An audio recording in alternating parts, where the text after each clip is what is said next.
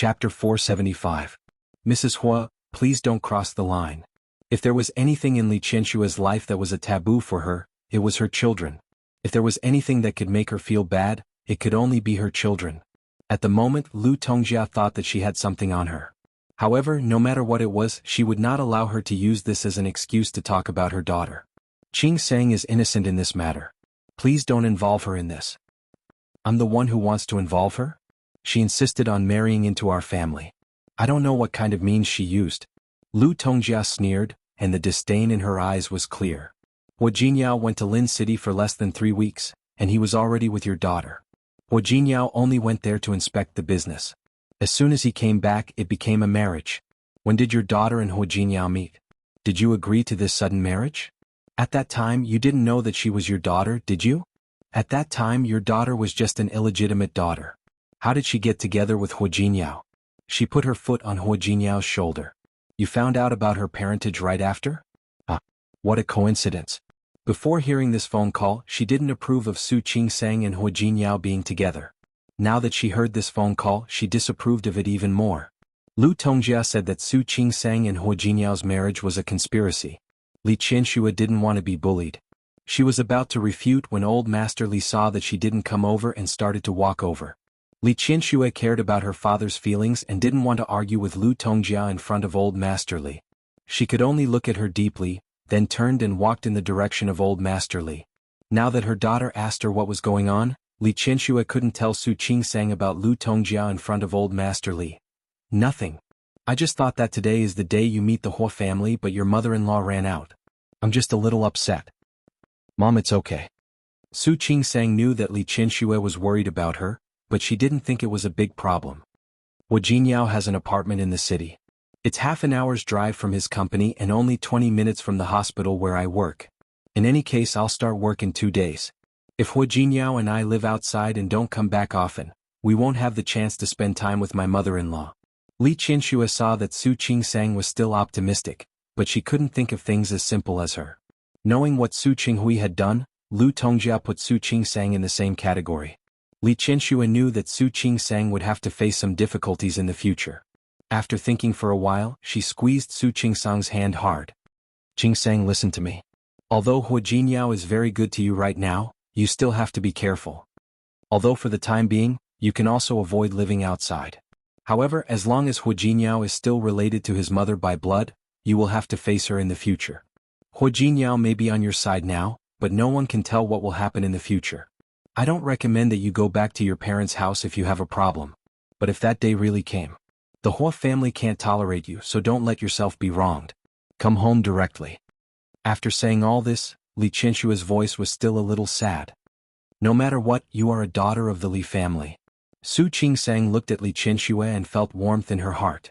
She leaned her face against Li Qianshua's shoulder and gently rubbed it. Mom, don't worry. I know everything.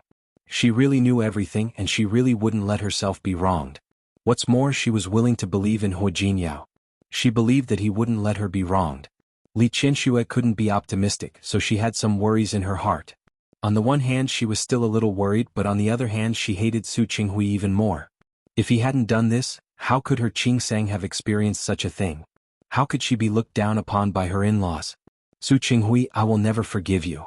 The restaurant was booked at a very famous 5-star hotel near the Hua family's house. In the large private room, the Hua family and the Li family were sitting at 2 tables. Old Master Hua arranged for Old Master Li to sit next to him. Then he asked Li Qianshua to sit next to Old Master Li. On the other side were Hua Jinyao and Su Qingsang. On the other side were Hua Yangyuan and Hua Yangxiu. Their attitude was enough to explain everything. With Old Master Hua around, no matter how much Lu Tongjia disliked Su Qingsang, she didn't show it. The elders were in one circle and the juniors were in another. The atmosphere of the meal was quite good. Especially towards the end, Old Master Hua looked at Old Master Li and his eyes fell on Su Qingsang. Brother Yongfeng, I like Qingsang very much as my granddaughter-in-law. You don't have to worry. Even if you aren't in Rong City, I will still treat her as my own granddaughter. Of course I'm not worried. Old Master Li's words were very tactful. With your words, Brother Hua, what else do I have to worry about? You don't have to be too accommodating to her. If there's anything wrong with her, feel free to point it out. Since you treat her as your own granddaughter, say whatever you want to say. Old Master Hua smiled and said, "How can there be anything wrong with her? If you ask me, I only have one request for Qing Sang right now." Turning to Su Qing Sang, Old Master Hua's eyes were full of teasing. "Ask her to give birth to a big fat boy so that I can see my great-grandson before I go into the coffin. I don't ask for anything else." "Grandpa." Su Qing Sang blushed, but she still added, "You're not old. You want to live to 100 years old." "Ha ha ha ha." Old Master Hua laughed and waved his hand. "I don't expect to live to 100 years old. When I see my great-grandson one day, I can die with peace of mind." "Dad. What are you talking about?" Hua Mingguang got up and poured a cup of tea for Old Master Hua. "It's such a good day. Don't talk about it." Yes. "I'm old and confused." Old Master Hua tried to smooth things over, but the others all looked at Su Qing Sang. The elders were still fine, but the juniors were looking at him with an indecipherable expression. Especially Hua Yifan and Hua Yang, the two of them looked at each other with deep meaning in their eyes. "Brother." Hua Manzi approached Hua Yifan and said in a low voice, "If you use your time to get a wife and give birth to a son, you'll have a wife. I guess the person Grandpa values more now is you." "Manzi, Hua Jinyao can win Grandpa's favor not because he can get a wife," Hua Yang said in a very low voice. "That's because Grandpa is biased." Hua Yifan didn't look good. He stared at Hua Jinyao and Su Qing Sang sitting at another table with a slightly gloomy face. "Second brother." Hua Manzi was really not convinced. "Grandpa is very biased. Both of them are his sons and we are all his grandchildren, but he seems to only see Hua Jinyao." "Stop talking." Hua Yifan narrowed his eyes, picked up the wine glass in front of him, and drank it in one gulp. "Brother." Hua Manzi still wanted to say something, but Hua Yifan glanced at his brother and sister coldly. "Don't talk so much." Hua Manzi stopped talking. Hua Yang also chose to shut his mouth after sneering. Hua Yifan stared at Hua Jinyao, then looked at the younger people sitting at the table with them. He tightened his grip on the glass so hard that his knuckles began to turn white. Yes, the people sitting at this table were all younger people. Hua Yifan, Wei Sihai and his sister, Zhang Qinghao and his brother, and even Hua Kaitao, a little kid. However, the people sitting at the other table with Old Master Hua were all elders. Old Master Hua and his sister were needless to say, the father and daughter of the Li family as well as their uncles and aunts. However, Su Qing Sang and Hua Jinyao were the only two younger people at this table. Old Master Hua's bias was obvious. The more Hua Yifan looked at them, the angrier his face became, and the tighter his grip on the glass became. He didn't know what they were talking about, but suddenly there was a burst of laughter. Even Lu Tongjia, who had always shown that she didn't like Su Qing Sang, had a faint smile on her face. Hua Yifan's face became even more sullen, but it only lasted for a few seconds. He quickly returned to normal. "There's still a long way to go. Hua Jinyao will see." All in all, the meeting between the Li family and the Hua family today was quite pleasant. Li Qianxue had been worried that Lu Tongjia would make things difficult for them at the dinner table and tell them what Su Qinghui had done. If that happened, she and Su Qing Sang wouldn't have any face left. However, unexpectedly, Lu Tongjia didn't mention a word about it. Not only did she not mention it, but she even had a faint smile on her face when other people were talking. This undoubtedly made Li Qianxue even more worried about Lu Tongjia. She had a feeling that Lu Tongjia was waiting for a big move and would talk about it later. However, Su Qing Sang didn't know what she was worried about at all. Instead, she came over and whispered in her ear. "Mom, look, my mother-in-law is fine now, isn't she? Don't worry. People like her care about their reputation the most. They won't really do anything that would be beneath their status. Especially under such circumstances." As she spoke, she winked at Li Qianxue, and there was a hint of mischief on her face. "Besides, I'm not someone who can be bullied. Mom, don't worry." Li Qianxue looked at Su Qing Sang's face with mixed feelings. Su Qing Sang had been raised as an illegitimate daughter for more than 20 years. Normally, such a person's personality would be a little awkward. However, Su Qing Sang didn't have any. Not only did she not have any, but she also looked quite calm and rational. Most importantly, she had a good heart. This made her feel both sad and proud. She should feel relieved that her daughter had grown up like this in a place and at a time that she didn't know about. However, she felt that if it weren't for the environment, how could Su Qing Sang be so sensible? The whispering didn't escape Lu Tongjia and Hua Jinyao's eyes. When she turned around, Hua Jinyao happened to be on top of her. "Hua Jinyao." Su Qing Sang knew what that look meant. For the past 2 days, this fellow had been saying that absence makes the heart grow fonder, tormenting her to no end. She had been tired for the whole day and really needed a good rest. I'm very tired today. I need to rest. Yes. It's good for your health to sleep after it's done. Nonsense. How could he say something without any scientific basis without batting an eyelid? Whether it's nonsense or not, you'll know after you try it. Putting her phone on the bedside table, Hua Jinyao's hand went back to her body and slowly reached for her skirt. Wait. Hua Jinyao propped up his arm and looked at her. His raised eyebrows silently showed that he would not stop. Just once, okay. Su Qingsang wanted to beg for mercy. She had a husband who was very strong. What could she do? Just once. I'm very tired today. Hua Jinyao stared at her little face and nodded. Okay. Just once. Hua Jinyao didn't ask what had happened between him and Lu Tongjia. No matter what Lu Tongjia knew or wanted to do, he would be there. However, that night Hua Jinyao, who was extremely tired, had another nightmare. Endless darkness surrounded him. He tried hard to escape, but he couldn't. He could only keep running in the darkness. However, no matter how hard he ran, he couldn't run out of the darkness. At the end of the darkness was a vaguely familiar face. He looked at the familiar face and seemed to find the direction. He tried hard to run in that direction, but when he got closer, he saw the person's face clearly. The person put his hand on his neck and kept squeezing. Why don't you die? Why don't you die? The suffocation made Hua Jinyao wake up from the darkness. He patted his chest and kept panting. Hua Jinyao. Su Qingsang was really tired. Even the movement of the person beside her couldn't wake her up completely. She reached out and touched Hua Jinyao's hand subconsciously. Don't come. Sleep. Her hand was soft and warm. Hua Jinyao gently held her hand and felt the softness and warmth of her palm. He laid his body flat again, lay down beside Su Qingsang and fell asleep. He held her waist tightly and let her fall asleep against his chest. The dream just now became blurred. Hua Jinyao closed his eyes and fell asleep again. This time the nightmare didn't come again. Holding Su Qingsang, he dreamlessly slept until dawn. Rong City Airport. Su Qingsang looked at Li Qianxue and Old Master Li. She held Li Qianxue's hand and her eyes were full of reluctance. Mom, didn't you say you would stay for 10 days to half a month? Li Qianxue was also reluctant, but she had to go back to Lin City because something happened. Holding Su Qingsang's hand tightly, Li Qianxue tried not to let her eyes turn red. I really want to take you back. That's good. I'll buy another ticket now and go back with you. Nonsense again, right? Li Qianxue looked at Hua Jinyao, who was standing next to her. You just say it. How can you bear to? Why not? I'll book the ticket now. Su Qingsang took out her phone as she spoke. Li Qianxue pressed her hand. Okay. Look at you, why are you throwing a tantrum? I'll let it go this time. I'll come to see you in the future. Besides, you can come back to Lin City to see me. That was what she said, but how could it be so easy? Su Qingsang suddenly reached out and hugged Li Qianxue. She had only been with Li Qianxue for a short time, but her feelings for her came from the bottom of her heart. She knew that this was the nature of blood. She really couldn't bear to leave Li Qianxue.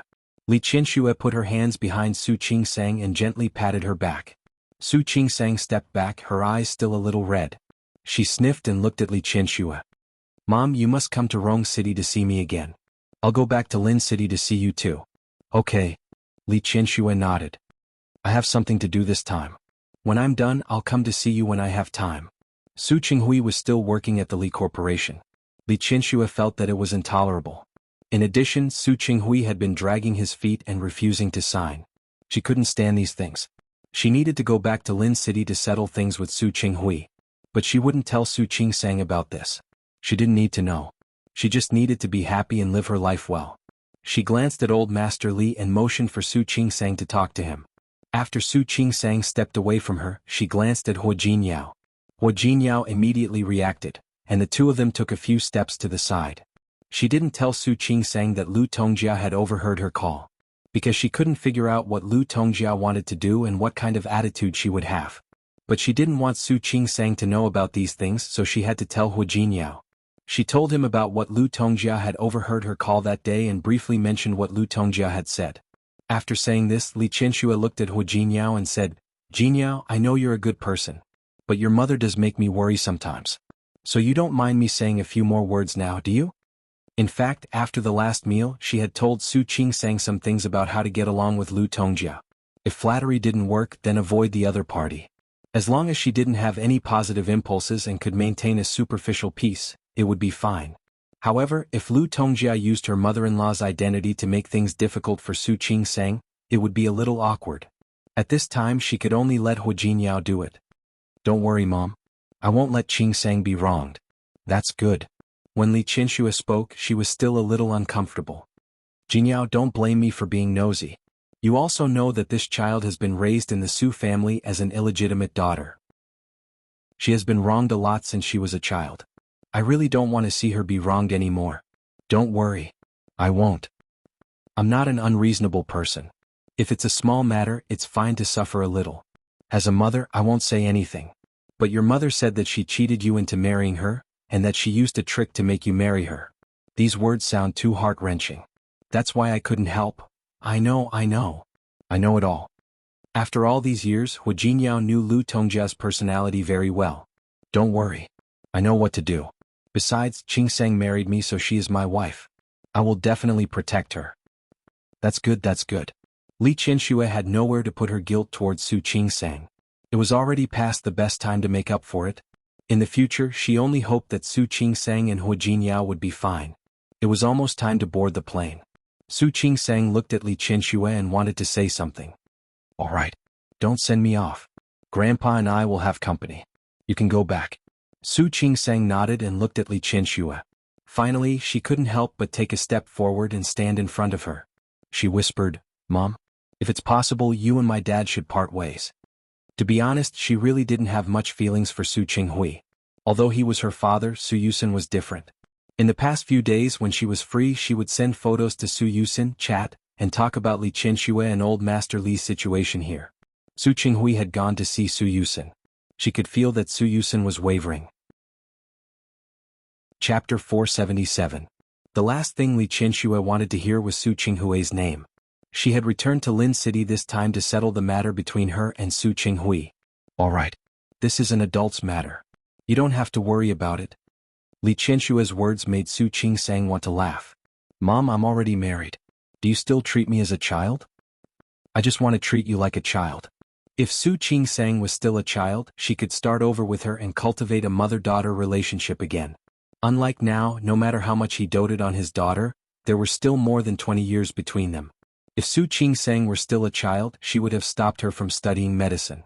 It would be good to study business. She could help out in the company and she could keep her by her side.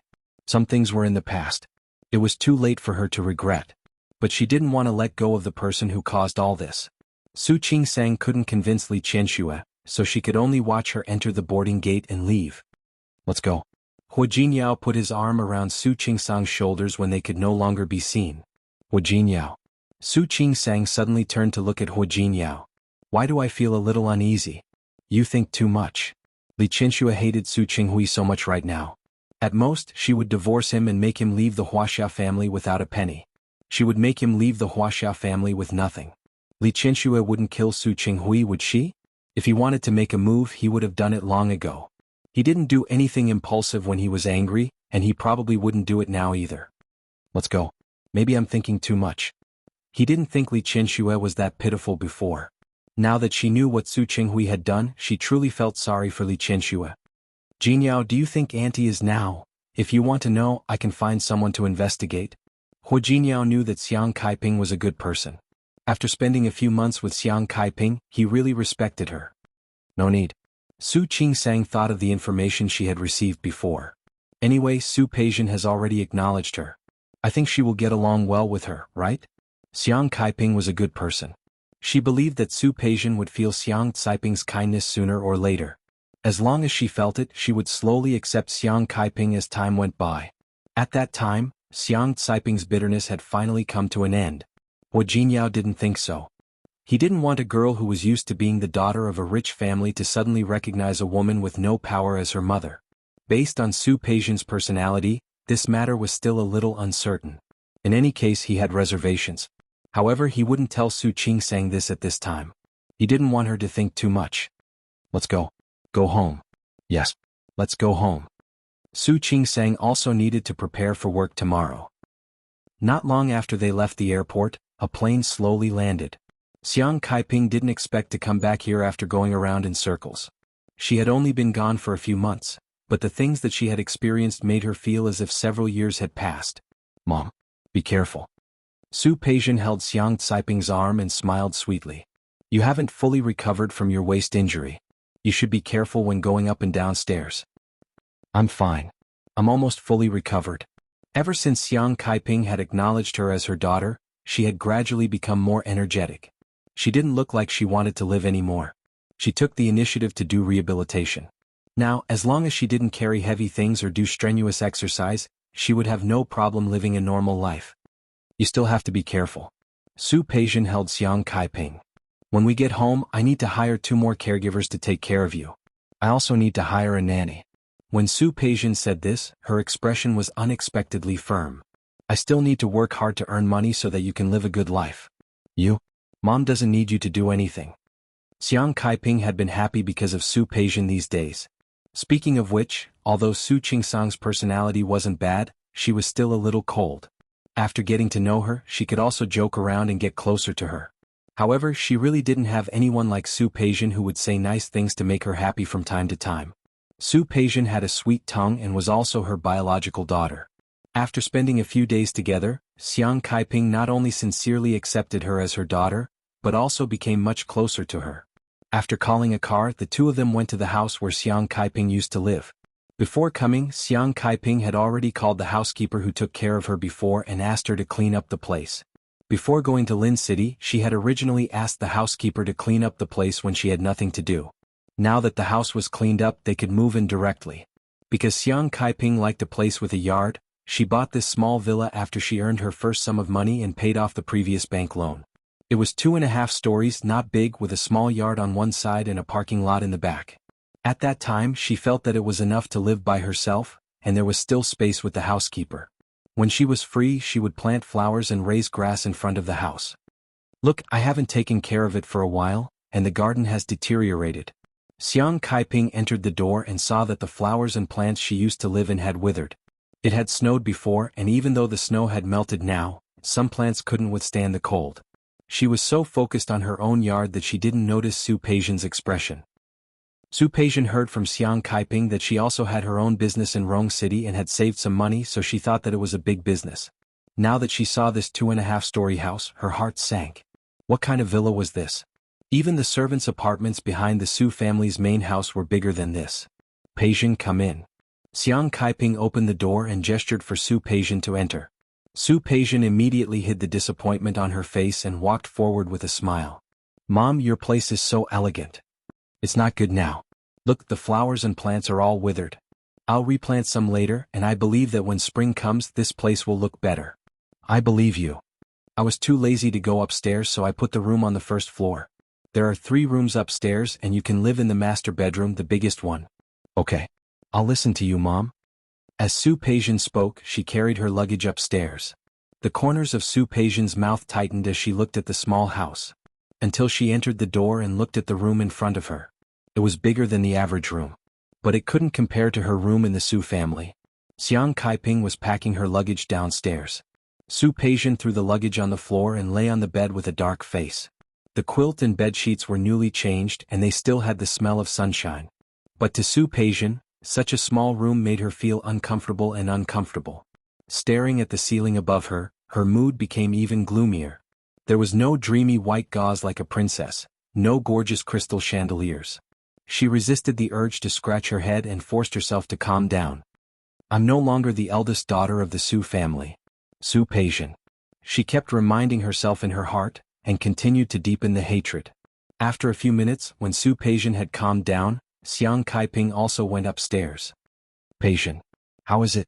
Do you like this room? She came back in a hurry and only had time to clean it up. Looking at the room now, Xiang Caiping suddenly felt that it was too simple. I like it. Su Peijian had already gotten up when she spoke and quickly stood next to Xiang Caiping.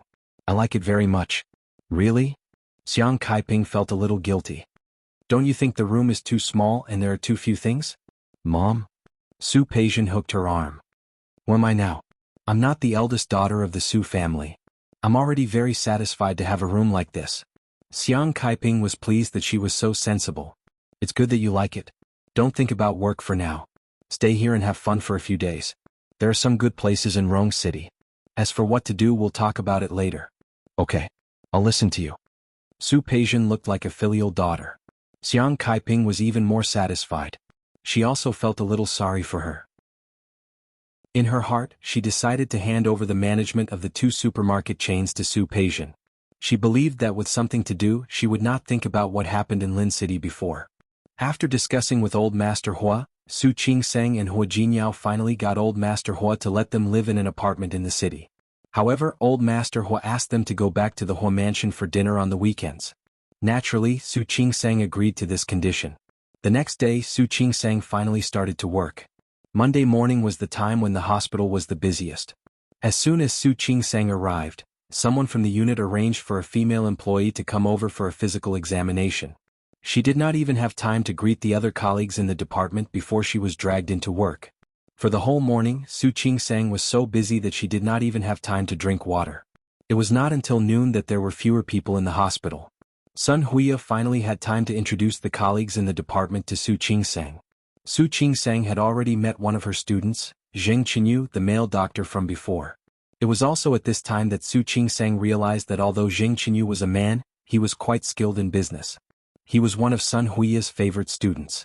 The deputy director of the department was Shen Lingyun, who was a little younger than Sun Huiya and looked to be in her 40s. There was another deputy director called Yang Lu, who looked to be in her 30s. In addition to these two deputy directors, there were three other doctors, Ling Fei, Li Ting and Zhang Qi. A few other colleagues had gone to the countryside and were not here. The head nurse of the obstetrics and gynecology department was Li Meilin. A few nurses also came over to greet Su Qingseng. Su Qingseng was still recognizing people and familiarizing herself with them when someone knocked on the door of the office on the other side. A group of people's voices attracted their attention. Su Qingseng stared at the person who came. Wu Jinyao. Why was he here? Sir, this is the obstetrics and gynecology department. If you want to see a patient, you have to go to the inpatient department.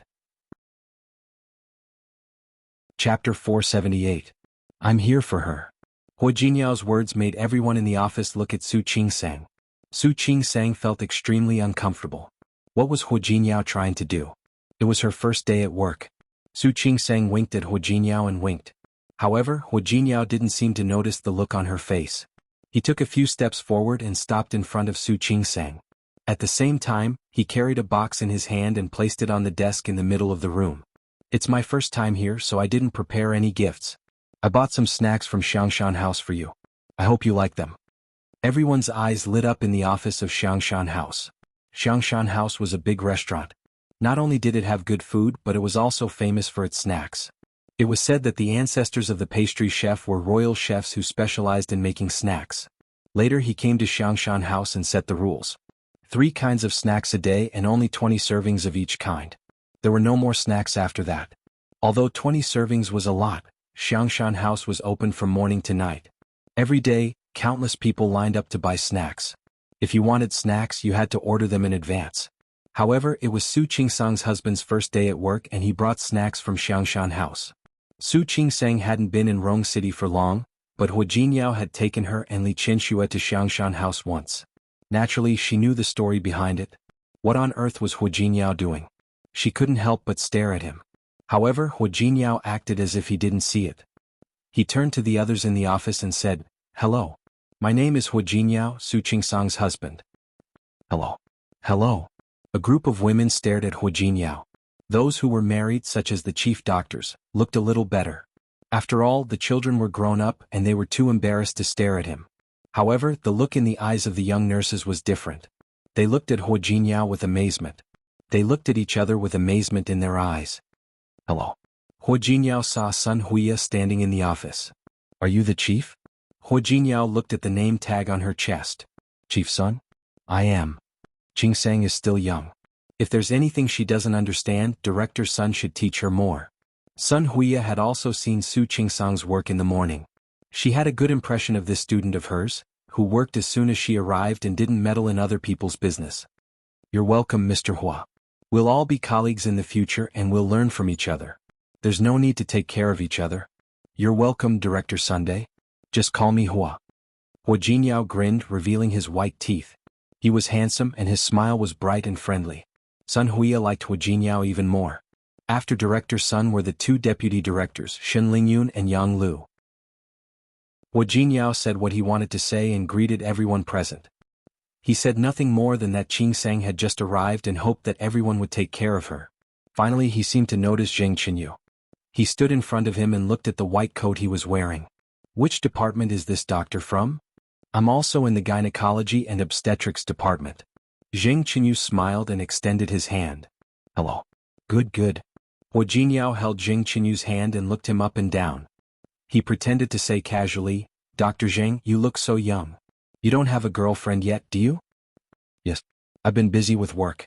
Zheng Qinyu smiled a little awkwardly. Being busy with work was one thing. More importantly, as a man, why couldn't he be an obstetrician and gynecologist? As a result, he hadn't gotten married yet. Because many girls thought that he was a pervert because he studied obstetrics and gynecology. Zheng Qinyu also felt quite helpless. He really wasn't a pervert. It seems that it's been quite hard. When Hua Jinyao heard this, he shook Zheng Qinyu's hand again. He didn't know if it was his imagination. Zheng Qinyu felt that the smile on Hua Jinyao's face seemed to be fake when he heard that he didn't have a girlfriend. Also, the strength of his hand was really too strong. His hand hurt so much. Illusion, this must be his illusion. Zheng Qinyu didn't hurt for long, and Hua Jinyao let go of him. After this round of greetings, he stood in front of Su Qingsang again. Wife, haven't you eaten yet? He smiled brightly, and Su Qingsang could even feel that the way he called her his wife was particularly mushy. Su Qingsang looked at him with a helpless expression. Yes, we're going to eat. I see. Hua Jinyao looked disappointed, as if he was a little distressed. Then you guys go ahead. I thought I could come over and have lunch with you. Of course you can. If Sun Huiya still couldn't see it by now, she would have lived for so many years in vain. Anyway, we'll be colleagues in the future. We'll have plenty of opportunities to eat together. Little Su, you can go with Hua. Well, even Hua Jinyao was called. How much did she approve of Hua Jinyao? Su Qingsang felt a little helpless. After glaring at Hua Jinyao, she apologized to Director Sun and the others, then left with Hua Jinyao. As soon as they left the hospital, Su Qingsang's expression didn't look good. Hua Jinyao went forward and put his arm around her shoulder. Wife, what do you want to eat for lunch? Su Qingsang didn't say anything. She really couldn't accept that Hua Jinyao had run to the hospital without saying goodbye today. Wife, what's wrong? Su Qingsang still didn't say anything and just walked forward. Hua Jinyao followed her and looked at her face. Wife, are you not feeling well? What? They had already reached the place where Su Qingsang's car was parked, but Su Qingsang still didn't know where to go. Hua Jinyao walked beside her, and his voice was a little softer than before. Wife, are you angry? Angry? How would I dare to be angry with you? You're so kind to come over and greet my colleagues with snacks from Xiangshan House. I can't thank you enough. She said she wasn't angry. Hua Jinyao took her hand. Wife, I'm just worried about you. He wanted Su Qingsang to go to Qing Xinyun's private hospital, but she didn't want to. There were many patients in the public hospital, and it was busy and complicated. Worried about her? Su Qingsang suddenly said to Hua Jinyao, Mr. Hua. Do you know that today is my first day at work? I know. My first day at work and you're doing this to me. How will other colleagues look at me? What's wrong with me? Hua Jinyao blinked his eyes. He was over 6 feet tall, but he made such an expression at that moment. Su Qingsang's mouth twitched. You came here and told everyone to take care of me. Why do I need anyone to take care of me? Besides, I'm here to work, not to be taken care of. Even though Su Qingsang had acknowledged her as her mother and was now the daughter of the Su family, some of her habits hadn't changed. She liked to keep a low profile and a simple working environment. If possible, she would try not to let others know about her family background. However, after what Hua Jinyao had done today, how could she keep a low profile? But this guy didn't have any self-awareness at all. Did he think that what he did was reasonable? Su Qingsang wanted to cut open his head and see what was inside. Hua Jinyao stood there without saying anything, but his face was full of grievance. Su Qingsang was going to open the car door, but when she saw Hua Jinyao like this, she stopped. What are you doing? Wife. It was noon and there were no people in the parking lot. Hua Jinyao didn't have to worry about being seen like this. I'm so sad. Su Qingsang stared straight at his face, trying to see if he was acting. However, the accusation in Hua Jinyao's eyes was clear. I really care about you. I know that today is your first day at work, so I wanted to see you. Hua Jinyao's voice was very soft, and it sounded as if he had been wronged. Su Qingsang's lips moved, but she couldn't bring herself to criticize him. She took a step forward and stood in front of him. Okay. I'm not angry. You are. You're angry. I'm really not angry. Su Qingsang raised her voice. Realizing that it wasn't appropriate, she softened her voice. I'm just a little not used to it. Thinking back to when she went to Lin City Hospital to report, she went alone. After so many years, she was used to doing everything alone. Moreover, this work wasn't like going to war. Hua Jinyao really made her feel very uncomfortable. Okay. I'm really not angry. It's just that next time you do this, can you call me first? Let me be prepared. Seeing that Hua Jinyao still looked wronged, Su Qingsang felt very tired. Do whatever you want. You can come and see me whenever you want in the future. Is that okay? The grievance on Hua Jinyao's face finally dissipated a little. However, he looked at Su Qingsang carefully. Honey, are you really not angry? I said I'm not angry. Su Qingsang wanted to scream. Then honey, can we go for dinner now? Yes. Su Qingsang didn't know what to say now. Forget it. Hua Jinyao really just came to see her out of kindness, so what else could she say? She turned to open the car door. She felt a little guilty. He came to see her out of kindness and was worried about her first day at work. It wasn't good for her to lose her temper. How about she make it up to Hua Jinyao tonight? Su Qingsang had something on her mind, so she didn't see that after she turned around, there was no grievance on Hua Jinyao's face. He did it on purpose today. He suddenly remembered that it was Su Qingsang's first day at work halfway. She was beautiful and looked young. Because she was a doctor, she couldn't wear a wedding ring all the time. It was true that the obstetrics and gynecology department were all female doctors. However, there was more than one department in the hospital. Besides, Rong City Hospital was bigger than Lin City Hospital, so there must be more doctors. If there was another doctor like Zhuo Hongqian, he would first let these people know that Su Qingsang was married. Chapter 479. Hua Jinyao got into the car. Su Qingsang was looking at the building of the first hospital. Just now, another ambulance drove in and the paramedics rushed out. Birth, old age, sickness, and death happened every day in the hospital. Compared to life and death, everything else seemed to be insignificant. Hua Jinyao didn't notice the look in Su Qingsang's eyes. He started the car and spoke in a seemingly casual tone. There was a male doctor in your department just now? There aren't many men who work as gynecologists, right? Yeah. Su Qingsang thought of Zheng Qinyu's self-deprecation and found it funny. Out of the corner of his eye, Hua Jinyao saw Su Qingsang smile. His tone was even lower than before. You're in the same department? It's not just a department. His teacher is Director Sunday. The last time I came to the hospital, he was also the one who brought me to the hospital office to complete the procedures. Oh, I see. Hua Jinyao narrowed his eyes. This kid was fast. Fortunately, he came today. Su Qingsang abruptly turned her head to look at Hua Jinyao. Why do you ask? It's nothing. I was just asking. Hua Jinyao looked like he was driving seriously. After all, it's rare to see a male gynecologist. That's it. What else? Hua Jinyao turned to look at her, his dark eyes unexpectedly deep. Su Qingsang turned to look at Hua Jinyao. Since they got married, she had some understanding of Hua Jinyao. Her watery eyes wandered. Maybe it's because I'm a petty person.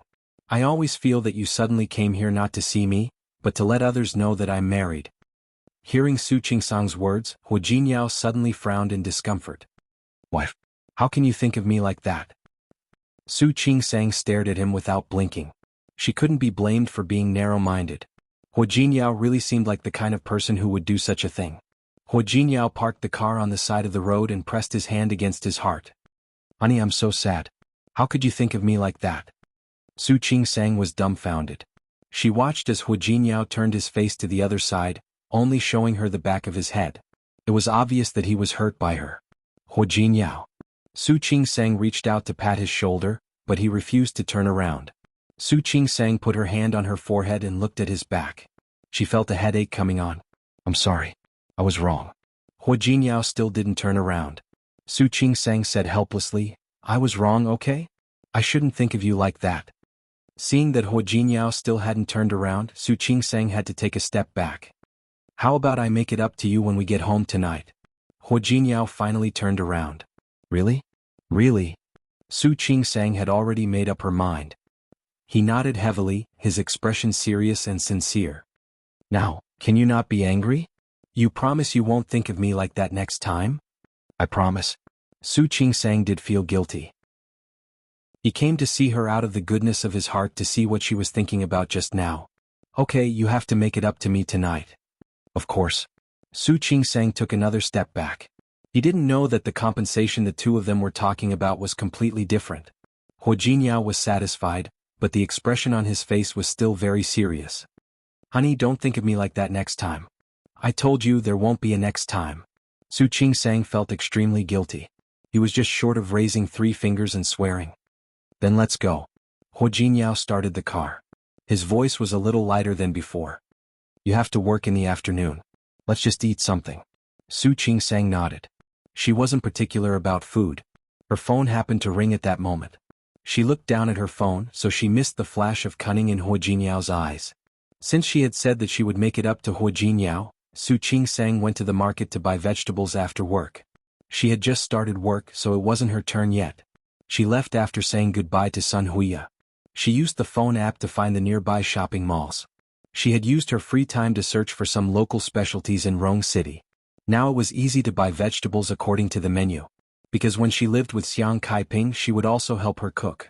Her cooking skills had improved a little during this time. She couldn't say that her cooking was particularly delicious or amazing, but she felt that she could still make it. After buying the vegetables, she bought some daily necessities. When she was about to pay the bill, she happened to see the Okamoto on the shelf next to her. Su Qingsang stopped for a second. Finally, she picked up 2 boxes and put them in the cart. When Huo Jingyao returned home at night, he smelled the aroma of food in the house, which surprised him. Because he had just moved in, he hadn't picked a job yet. Old Master Hua had said that he would ask Xia or Aunt Zhou to come over. However, Huo Jingyao wasn't willing.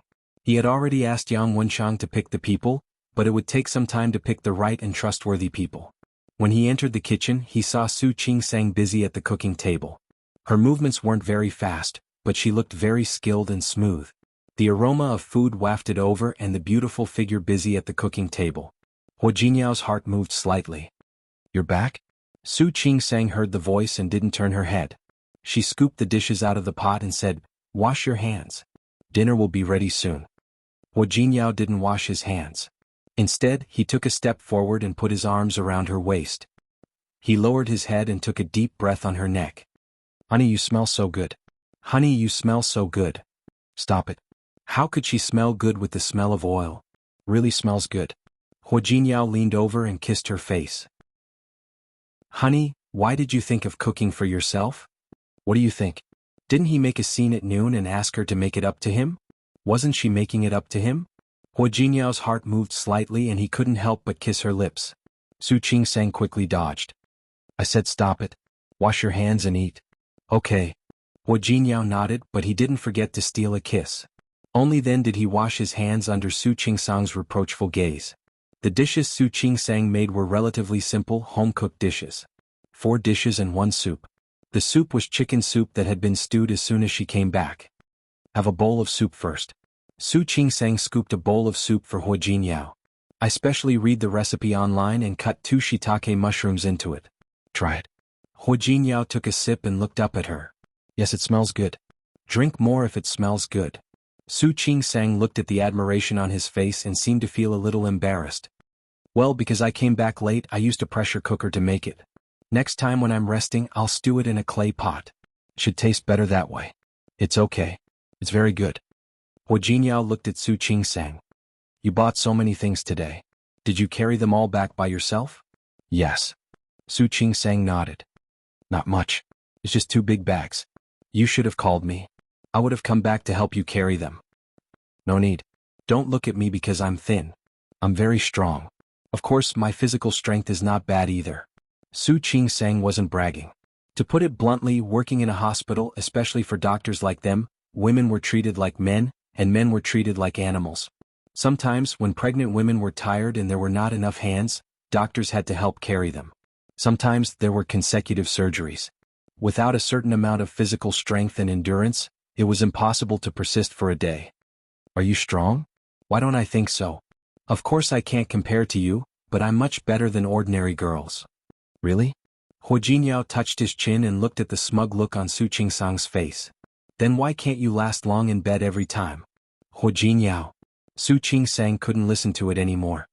I'm serious. How can you have the nerve to say that you're strong? She begged for mercy in less than 2 minutes every time. Okay. It was more than 2 minutes, but for Hu Jinyao it was definitely 2 minutes. Is that because I'm weak? That's because you're too strong.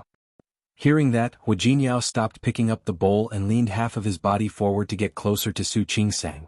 Honey, are you complimenting me? Su Qingsang glared at him, scooped a bowl of soup for herself and decided to ignore him. After dinner, Su Qingsang wanted to clean up the dishes, but Hu Jinyao didn't let her. Get the hourly worker to clean up tomorrow. The person I asked Wen Chang to find will come tomorrow. There's no need. Just a few bowls. They'll be done soon. Su Qingsang got up and went to the kitchen. Hu Jinyao followed behind her and pulled her over to him. Honey, washing dishes hurts your hands. Don't wash them. Then you do it. Su Qingsang pouted and gestured for him to do it. The smile on Hu Jinyao's face froze. You want me to wash the dishes? Can't I? I don't dare to disobey my wife. Hu Jinyao squeezed her hand with a strange expression on his face. But I've never washed before. Are you sure you want me to? I cook and you wash the dishes. Isn't that fair? Fair, it's quite fair. Hu Jinyao nodded and stood in front of the sink. Looking at the bowls in the sink, he turned to look at Su Qingsang. Can you tell me what the first step is to wash the dishes? Put the water in and the detergent in. It's simple. Hu Jinyao did as Su Qingsang said. Su Qingsang watched him squeeze out enough detergent to wash the dishes 4 or 5 times. She thought about it and decided not to see it. She turned and left. However, less than 2 minutes after she walked into the living room and sat down, she heard a bang coming from the kitchen. Su Qingsang's eyebrows twitched. She forced herself not to go in and pay attention to it. However, not long after she heard another bang. Su Qingsang picked up the tea on the table and took a sip. When she heard the third bang, Su Qingsang finally couldn't help but stand up and walk towards the kitchen. Just before she entered the kitchen, she heard another bang. Su Qingsang took a deep breath and tried to adjust her breathing. Chapter 480. So, when Su Qingsang stood at the door of the kitchen, she saw the broken pieces on the floor. Su Qingsang tried her best to look at the innocent Hu Jinyao calmly. Can you tell me what's going on now? Hu Jinyao's hands were still soaked in bubbles. His hands were empty. When he looked at Su Qingsang's face, he felt a little guilty. I don't know. Hu Jinyao blinked and looked like he really didn't know what was going on. I wanted to rinse the water and soak the bubbles. These bowls obviously didn't think so. They seemed to be more willing to run to freedom. Calm down. Su Qingsang's mouth twitched. So it's the bowl's fault, not yours? Of course. Hu Jinyao nodded and looked like she was right. It's really not my fault. Su Qingsang gritted her teeth and forced herself to calm down. She told herself that it was all her fault. She knew that as a young master he couldn't have done these things. How could he wash the bowls well? Su Qingsang rolled up her sleeves and smiled. Forget it. You can go out. Honey. Go out. Although there were only 2 plates left, she didn't want them to be scrapped. Well, why don't we get the hourly worker to do it tomorrow? I said go out. Su Qingsang glared at him fiercely. Hu Jinyao shrank his neck and walked out. Su Qingsang watched him stand outside the kitchen, sweep the broken pieces on the floor with a broom, and dump them into the trash can. When the floor was cleaned, she washed the remaining 2 plates. She drained all the water in them and rinsed them. Finally, she put the remaining 2 plates and chopsticks into the disinfectant cupboard.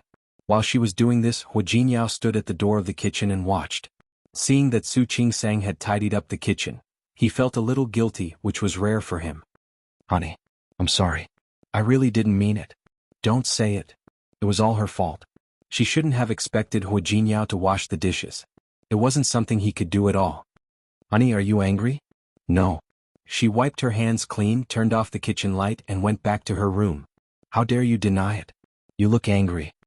Hu Jinyao followed her and insisted that she was angry. I told you I'm not angry. Su Qingsang decided not to argue with this guy. Too many things had happened in the past half a month, one after another. She almost forgot that this guy was a big CEO who could summon the wind and summon the rain outside, but he was simply a scoundrel at home. Honey. Just as she was about to reach the door of the room, Hu Jinyao put his arm around her waist and asked, You're really not angry? I told you I'm not angry. Su Qingsang patted his hand and signaled him to let go of her. I'm not that easily angered. That's great. Hua Jinyao gave her a big kiss on the cheek. I knew I had a good wife. Put me down. Su Qingsang couldn't stand the smell of cooking oil. She was in a hurry to take a shower to get rid of the smell. I won't. Stop fooling around. I'm going to take a shower. I'm not fooling around. Let's take a shower together. As Hua Jinyao spoke, his hands began to move. Su Qingsang quickly grabbed his hand and asked, What are you doing? Yesterday he said that he would let her rest for a few days and not touch her. Was he going to break his promise? Take my compensation. What compensation? Su Qingsang blinked, her eyes full of confusion. Honey, you're not cute like this, are you? Hua Jinyao carried her into the room and directly pressed her down on the bed. What's wrong with me? Honey, look at you. Hua Jinyao leaned over and kissed her on the lips. You said at noon that you would make it up to me. Why are you turning your back on us now? Haven't I already made it up to you? Su Qingsang glared at him. I'm going to make dinner. Su Qingsang seemed to realize that the compensation she was talking about was completely different from the compensation Hua Jinyao was talking about. She hurriedly explained, I'm talking about making a delicious meal for you. Hua Jinyao looked at the serious expression on her face, turned over, and lightly trapped her body in his arms again. But the compensation I'm talking about is eating you. Hua Jinyao. Su Qingsang had enough. Stop it. I still have to work tomorrow. She was really tired today. There were a lot of things to do in the hospital on Monday. She also went to buy groceries and came back to cook. She was really tired now. Hua Jinyao, can't you stop for a day? No. Hua Jinyao began to take off her clothes. You have to know that this is what you promised. So, honey, keep your promise. Hua Jinyao, her cry was drowned in his kiss. He pressed his lips against hers and whispered, Call me husband. Su Qingsang's face turned red.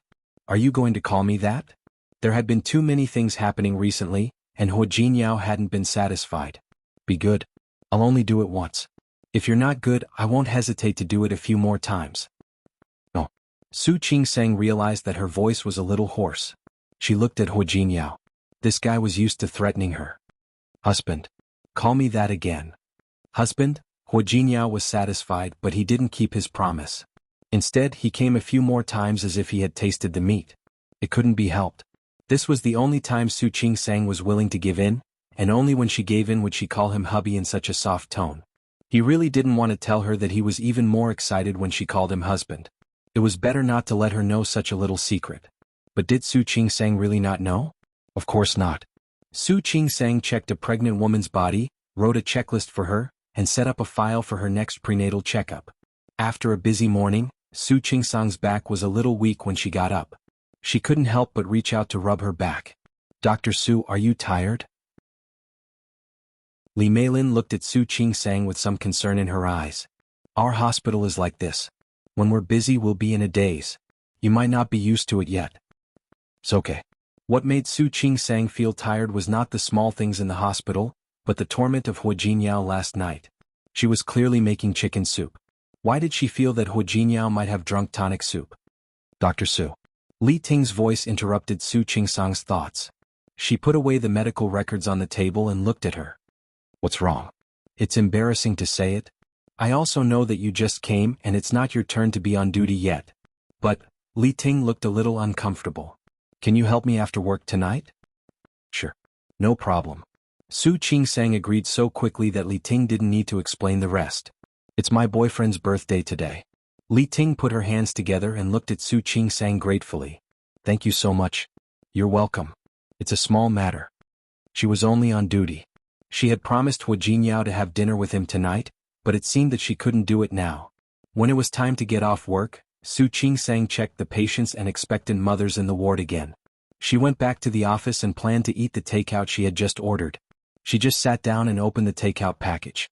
Nurse Kalan came to call her. She quickly got up and walked out. The emergency department sent a pregnant woman. Her belly was already very big. She had been hit by a car. Su Qingsang quickened her pace. In the reception room, a pregnant woman was lying there and screaming. A very tall man stood beside her.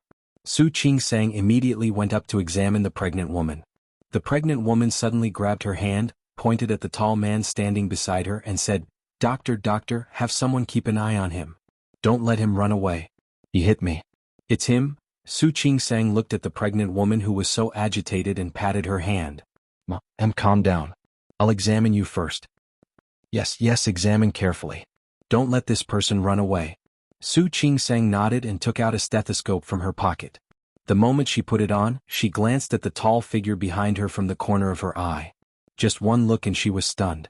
Wasn't this the police uncle who acted bravely for a just cause last time? When the man noticed her gaze, his expression didn't change, but he stood even straighter. Su Qing-sang couldn't help but look at him again because of his action. She reached out and was about to pull the curtain on the edge of the examination bed, but the pregnant woman screamed again. Doctor, you can't pull it up. You can't pull it up. What if he runs away if you pull it up? Su Qing-sang frowned. Thinking of the last time this policeman helped to arrest the thief, she instinctively believed that such a person wouldn't do such a thing. When I examine you, I have to lift your clothes. May I ask if he is your husband? The pregnant woman's expression was a little ugly. Then what if he runs away? There are nurses outside. If you are really worried, I can ask the nurses to keep an eye on him. Is that okay? Yes. The pregnant woman agreed. Su Qing-sang pulled the curtain and lowered her head to examine the pregnant woman. The pregnant woman kept screaming in pain. However, her eyes were fixed on the policeman outside the curtain behind Su Qing-sang. She kept saying that she couldn't let him run away. Su Qing-sang had worked in Rong City Hospital for some time. Looking at the woman in front of her, her intuition told her that something was wrong. Can you please be quiet? I can't examine you if you keep making so much noise. Su Qing-sang's words finally made the pregnant woman calm down. If she didn't speak, it would be convenient for Su Qing-sang to examine her. She was about 6 months pregnant, and the specific pregnancy date would only be known after the examination. However, the pregnant woman didn't forget to say that she wouldn't let the policeman go while screaming in pain. Chapter 481. However, seeing that the pregnant woman was still screaming in pain, she could only examine the pregnant woman first. She gently moved her hand on the pregnant woman's belly. Does it hurt here? Yes, it's here. Then what about here? It hurts here too. It hurts everywhere. The pregnant woman screamed loudly. My entire stomach hurts. What kind of pain is it? Is it convulsive or intermittent? Can you describe it? How would I know how to describe it? Anyway, I just feel pain. Why does it hurt? That's the doctor's business, right? Do you know how to do it? The pregnant woman's voice didn't interfere with Su Qing-sang's judgment. She lowered her head and continued to examine the pregnant woman.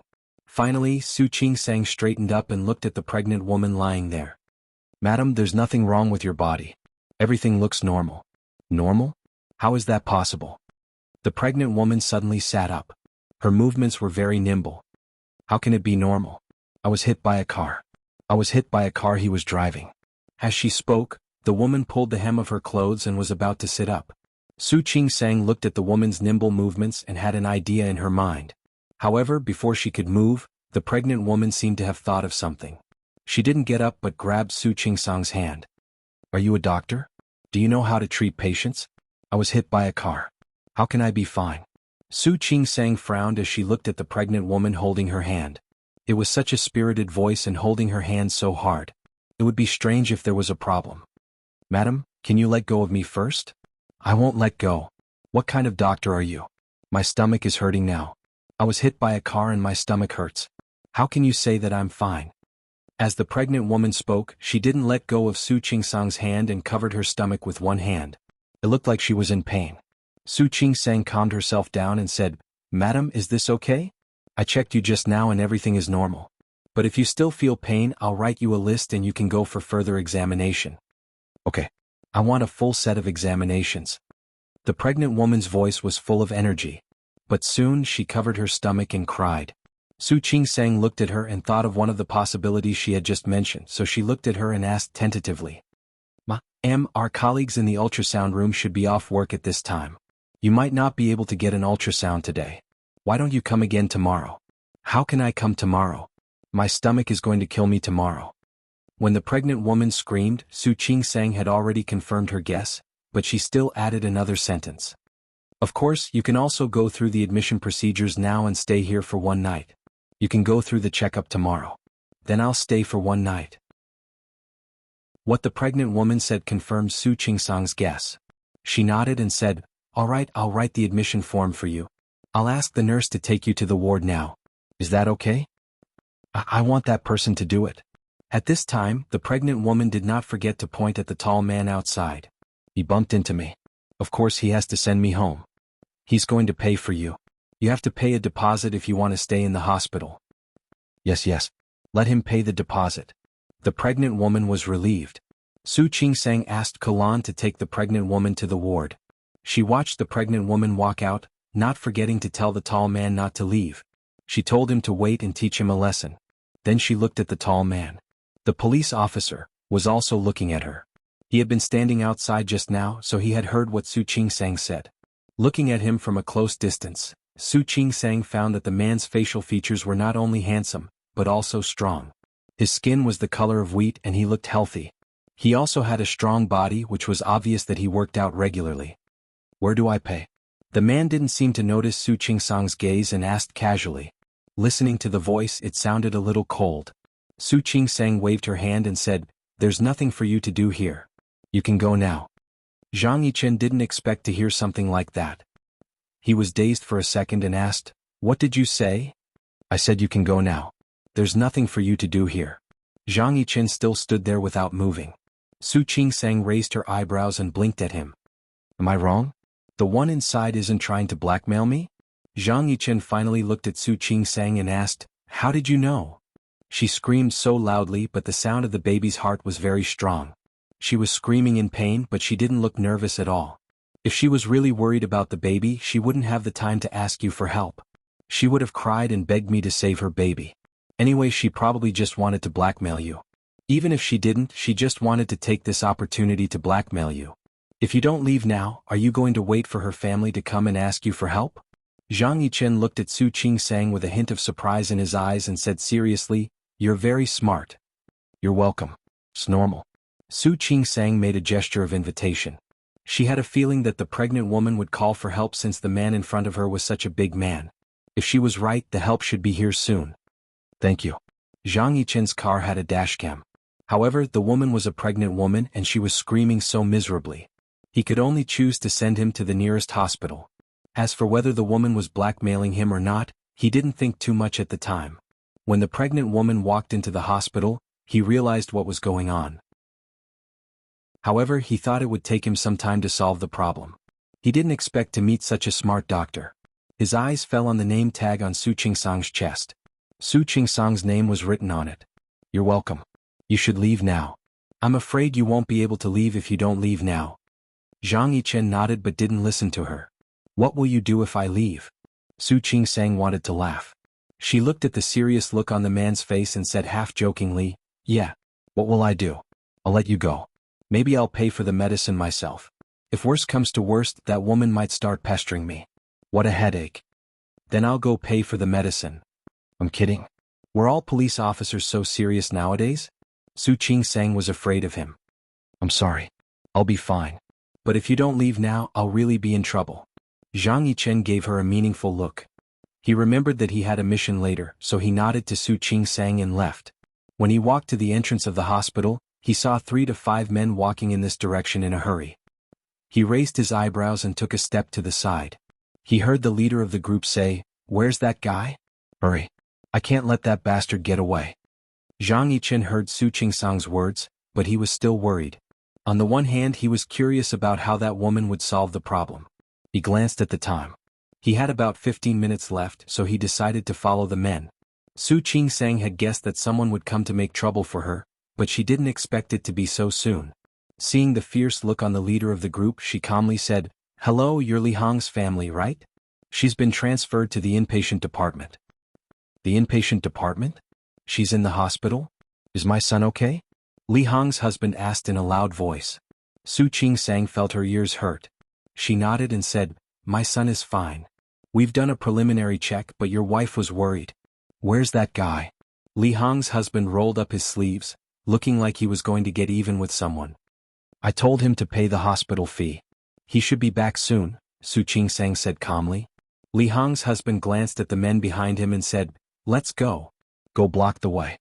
Su Qingsang stood there without moving. She was worried that one of the men was left behind to guard the hospital. In less than 5 minutes, Li Hong's husband came back with the men. Where's that guy? Didn't you say he went to pay the hospital fee? Su Qingsang blinked and looked at the man in shock. What? He's gone? What should I do? I told him to pay the hospital fee. She looked serious, but she felt a little embarrassed. Police officer. I'm so sorry. You'll be charged with a hit and run. I didn't do it on purpose. For your own good. Li Hong's husband started arguing. Half of the men said they would chase the man out of the hospital, while the other half said they would make the hospital take the blame. Su Qingsang listened to their quarrel and shouted, "Stop. Where's that guy? He said he went to pay the hospital fee. I thought he really went to pay the hospital fee. But he didn't. So I want to ask which one of you paid the hospital fee. After all, Li Mei has other tests tomorrow." What fees? What fees? Li Hong's husband stared at Su Qingsang angrily. Didn't you say that my wife is fine? We're not staying in the hospital anymore. Let's go. Not staying in the hospital anymore? Su Qingsang said awkwardly, but I've already written the bill. And the fees for the test just now. In other words, you can't leave. I'm waiting for you to pay the hospital fee. Li Hong's husband panicked. He took 2 big steps back and waved his hand. Go and find that guy. Didn't he hit the man? Yes, but he ran away. You guys can go and find him. We don't have money. We don't have money. Yes, we don't have money. We're not staying in the hospital. The men behind him agreed. One of them pulled the husband's arm and said in a low voice, Brother, hurry up and take Li Mei out of the hospital. Otherwise, the hospital will be in trouble. Maybe they won't let us leave. How dare they? We didn't do anything. We haven't even checked in yet. Let's go. Let's go. While talking, Li Hong's husband rushed toward the inpatient department, as if he was afraid that Su Qingsang would make trouble for them. They were going to take Li Hong out of the hospital. Su Qingsang pretended to call after them, but she didn't actually try to catch up with them. After Li Hong's husband and the others left, she couldn't help but laugh out loud. Zhang Yichen had been hiding in the dark, watching everything. He watched Su Qingsang deal with those people as if she was acting real, and watched her smile brightly after they left. His lips couldn't help but curl up a little. Chapter 482. The first lunar month was coming to an end. Lin City, which was located in the south, was still a bit chilly. The heater in the office was turned on, but Li Qinshua's voice was cold. Sign it. Didn't you say so? You can't sign until you see me. Now that you've seen it, you can sign it. Su Qinghui looked at Li Qinshu.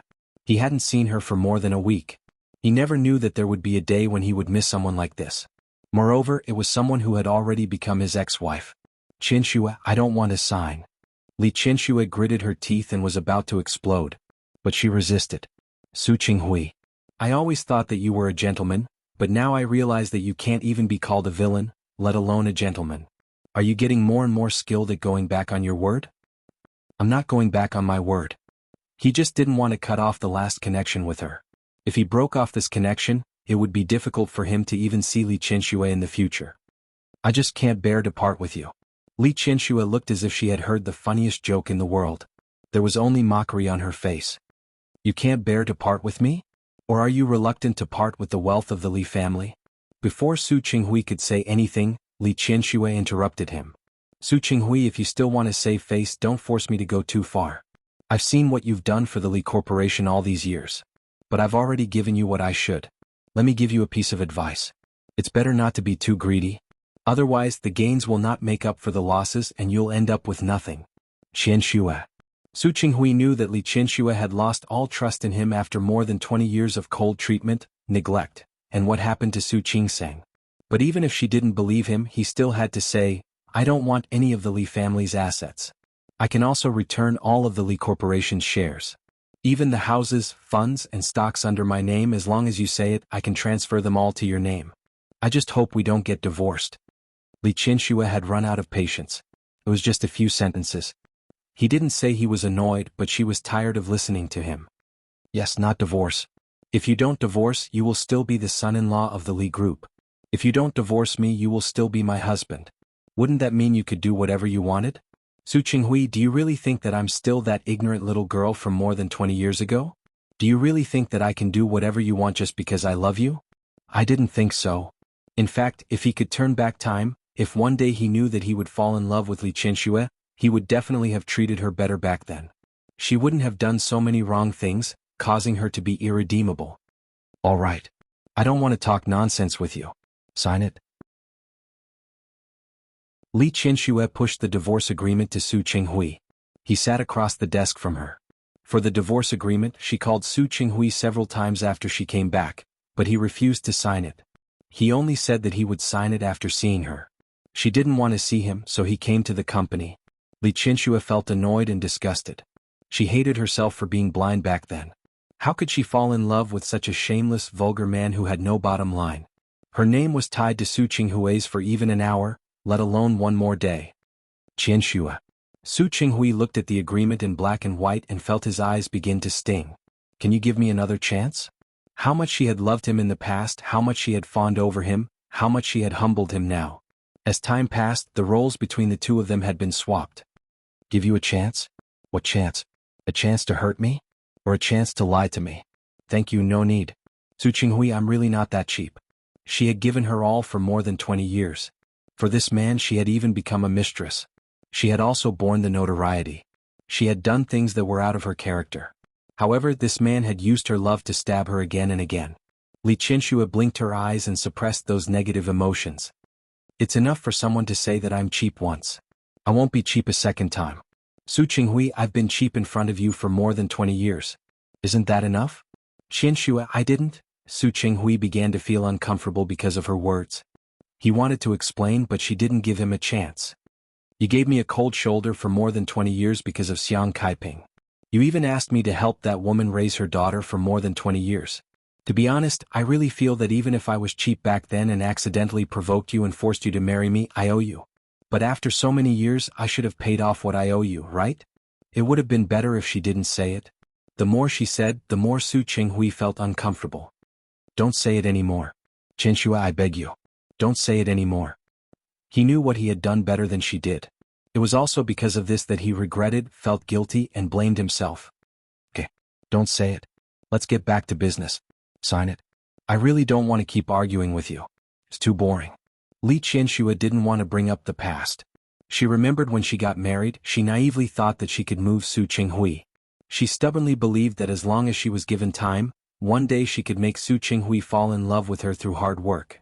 But now it seemed that she was too naive. She was naive, shameless, and shameless. Now he would let her be herself again and be the vice president of the Li Corporation. The daughter of the Li family, right? Su Qinghui sat there without moving. He looked at the pen in front of him and felt that his hand was 1,000 pounds heavy. He couldn't lift it at all. He used to be so proud and disdainful in front of her. Now he was so reluctant. But what could he do to make Li Qianxue agree not to divorce? In Li Qianxue's eyes, his attitude was so disgusting that it made her want to vomit. At a time like this, he put on such a reluctant expression. To put it bluntly, he was unwilling to give up the benefits brought by the Li Corporation and the Li family. Those who didn't know better would think that he was very affectionate towards her. It was really enough. Li Qianxue tried her best to control her emotions and not lose control. Looking at the time, another 5 minutes passed, and her last patience was exhausted. Su Qinghui, can you sign it quickly so that we can part ways on good terms? To be honest, if it weren't for Qing Sang persuading me to part ways with you before I came back, I wouldn't have come to see you at all. So please, for the sake of the 2 children, sign it. Otherwise it will be too ugly. It's not good for the children. Su Qinghui raised his head and looked at her because of her words. Qing Sang? Yes, Su Qing Sang. Your daughter. The daughter that you don't value, don't like, and haven't loved for more than 20 years. Thinking of Su Qing Sang, Li Qianxue felt sorry again. Her daughter was so good. Why did Su Qinghui treat her like this? Do you know? You treated Qing Sang so badly, but when I came back she kept persuading me to talk to you. Don't make it too ugly. Ha, Su Qinghui, Qing Sang really treats you as her father. She respects you and takes care of your face. But you? Touch your conscience and ask yourself. What have you done for Qing Sang in the past 20 years? Not to mention Su Qing Sang, even for Su Yusin, what had Su Qinghui done for him? She had wondered why Su Qinghui insisted on sending Su Yusin to boarding school. It turned out that he didn't treat them as his own children and didn't feel sorry for them. Thinking of this, Li Qianxue became even angrier. It would have been fine if Su Qinghui had only been bad to her all these years, but he had also been bad to the 2 children. Especially after Su Peijian was the comparison. She couldn't forgive Su Qinghui even more. For any mother, her own children were her reverse scale. Su Qinghui not only stepped on her bottom line, but also touched her reverse scale. Su Qinghui was silent again. He did feel very sorry for Su Qingsang. Especially when he thought about sending Su Qingsang to the orphanage, he felt even more guilty. Although he didn't in the end, he couldn't deny Li Qianshua's words. With very slow movements, he took out the pen he brought with him from his pocket. Speaking of which, this pen was given to him by Li Qianshua. That year on his birthday she gave him a gift. At first he wanted to throw it aside and not use it. But in the end he stayed. The last time he went home to pack his things he accidentally saw it, so he picked it up and used it again. What he remembered, Li Qianshua naturally remembered too. Seeing Su Qinghui take out this pen at this time, she only felt that this man was even more disgusting. She had given him a pen for so many years, but he hadn't used it. Now that they were going to divorce, he pretended to take it out. What was he trying to do? Was he mocking her? Li Qianshua wanted to stab him a little, but she thought that he was about to sign it now. Immediately, the two of them would have nothing to do with each other. She didn't want to say it anymore. No matter how disgusting Su Qinghui was, this was the only thing that disgusted her. After he signed, she asked someone to complete the procedures. From then on, he was him and she was herself. Su Qinghui picked up the document and started reading. In fact, he had read it many times. He knew and remembered every clause and every condition in it. He just wanted to delay for a while more. Su Qinghui's pen had already landed on the paper, and Li Qianshua was relieved. But she didn't expect him to suddenly stop. Wait a minute. She knew it. Li Qianshua's expression was unfriendly. What else do you want? Nothing much. Su Qinghui swallowed and looked at Li Qianshua's expression. Yusin's guardianship. If he didn't say it, Li Qianshua would have forgotten. When people in Lin City talked about age, they didn't mean it. Su Yusin was born at the end of the year, so he was 18 years old. The previous birthday was also an imaginary birthday. In fact, there was still nearly a year before he turned 18. Li Qianshua clenched her fists. There doesn't seem to be anything to argue about, right? After all, you didn't want this child. Chapter 483. Of course, he knew how Su Yusin came to be, but even if he knew, he was already regretting it now. No matter what, he is my son. I can't. Su Qinghui. Li Qianshua had really had enough. She stood up and looked down at Su Qinghui's elegant face. Yusin will be an adult in 10 months at most. Do you think he is still at the age where he needs a guardian? That's not what I mean. As long as he is not an adult, I have the right. You don't. Li Qianshua didn't back down. Su Qinghui, if you want money, property, or even shares in the company, I can give them to you. But these two children are mine. Don't even think about getting any of it. They are also my children. Have you ever treated them as your children? Li Qianshua glared at him. When have you ever treated them as your children? Needless to say, Qingsang was almost sent to an orphanage by you. But what about Yusin? Have you ever seen a family like ours in Lin City that sends their children to live in school? After Su Peijian's background came to light, she had some doubts about those things that she had been a little puzzled about before. Besides, I don't need to remind you how Yusin came to this world, right? Li Qianshua's voice was like a knife, and every word was fatal. This sentence directly poked Su Qinghui's weak spot, and his face was whiter than paper for a moment. Li Qianshua thought of what happened when Su Yusin was born, and the corner of her mouth raised with a touch of mockery. That was for him and also for herself. In the past she was really too silly and silly. Su Qinghui lowered his head and closed his eyes. As Li Qianshua said, he really had no right to mention Su Yusin's guardianship. At that time he was obsessed. Not only did he not like Su Qingsang, but he also regarded Su Yusin's existence as his shame. His hands trembled even more violently, and he felt that his eyes were wet, swollen, and sore. Looking at the signature place, Li Qianshua had already signed her name. Her handwriting was specially practiced, and her handwriting was very beautiful, just like her. That beautiful name was written on it, reminding him that once he signed it, there was no turning back. He suddenly raised his head and looked at Li Qianshua with red eyes. Qianshua, if I sign it, can you forgive me? She forgave him for being blinded by greed, forgave him for his mistakes, forgave him for his ignorance, forgave him for not realizing his own feelings and made her suffer so much. Forgive? Li Qianshua looked into Su Qinghui's eyes. Her face was expressionless, but her heart was as hard as stone. She would never forgive him. Not ever. Any one of the things he had done to her was enough to make her suffer for the rest of her life. But not only did he do it, he did it more than once. She looked away, refusing to answer the question. Su Qinghui suddenly understood what was going on. Look, this was Li Qianshua's personality. She dared to love and hate. He didn't even bother to lie. With trembling hands, he signed his name on the triplicate agreement. Every word he wrote was as painful as a knife cutting into his heart. He wrote all the way to the last word. After signing the date, he raised his head to look at Li Qianxue. Qianxue, I'm sorry.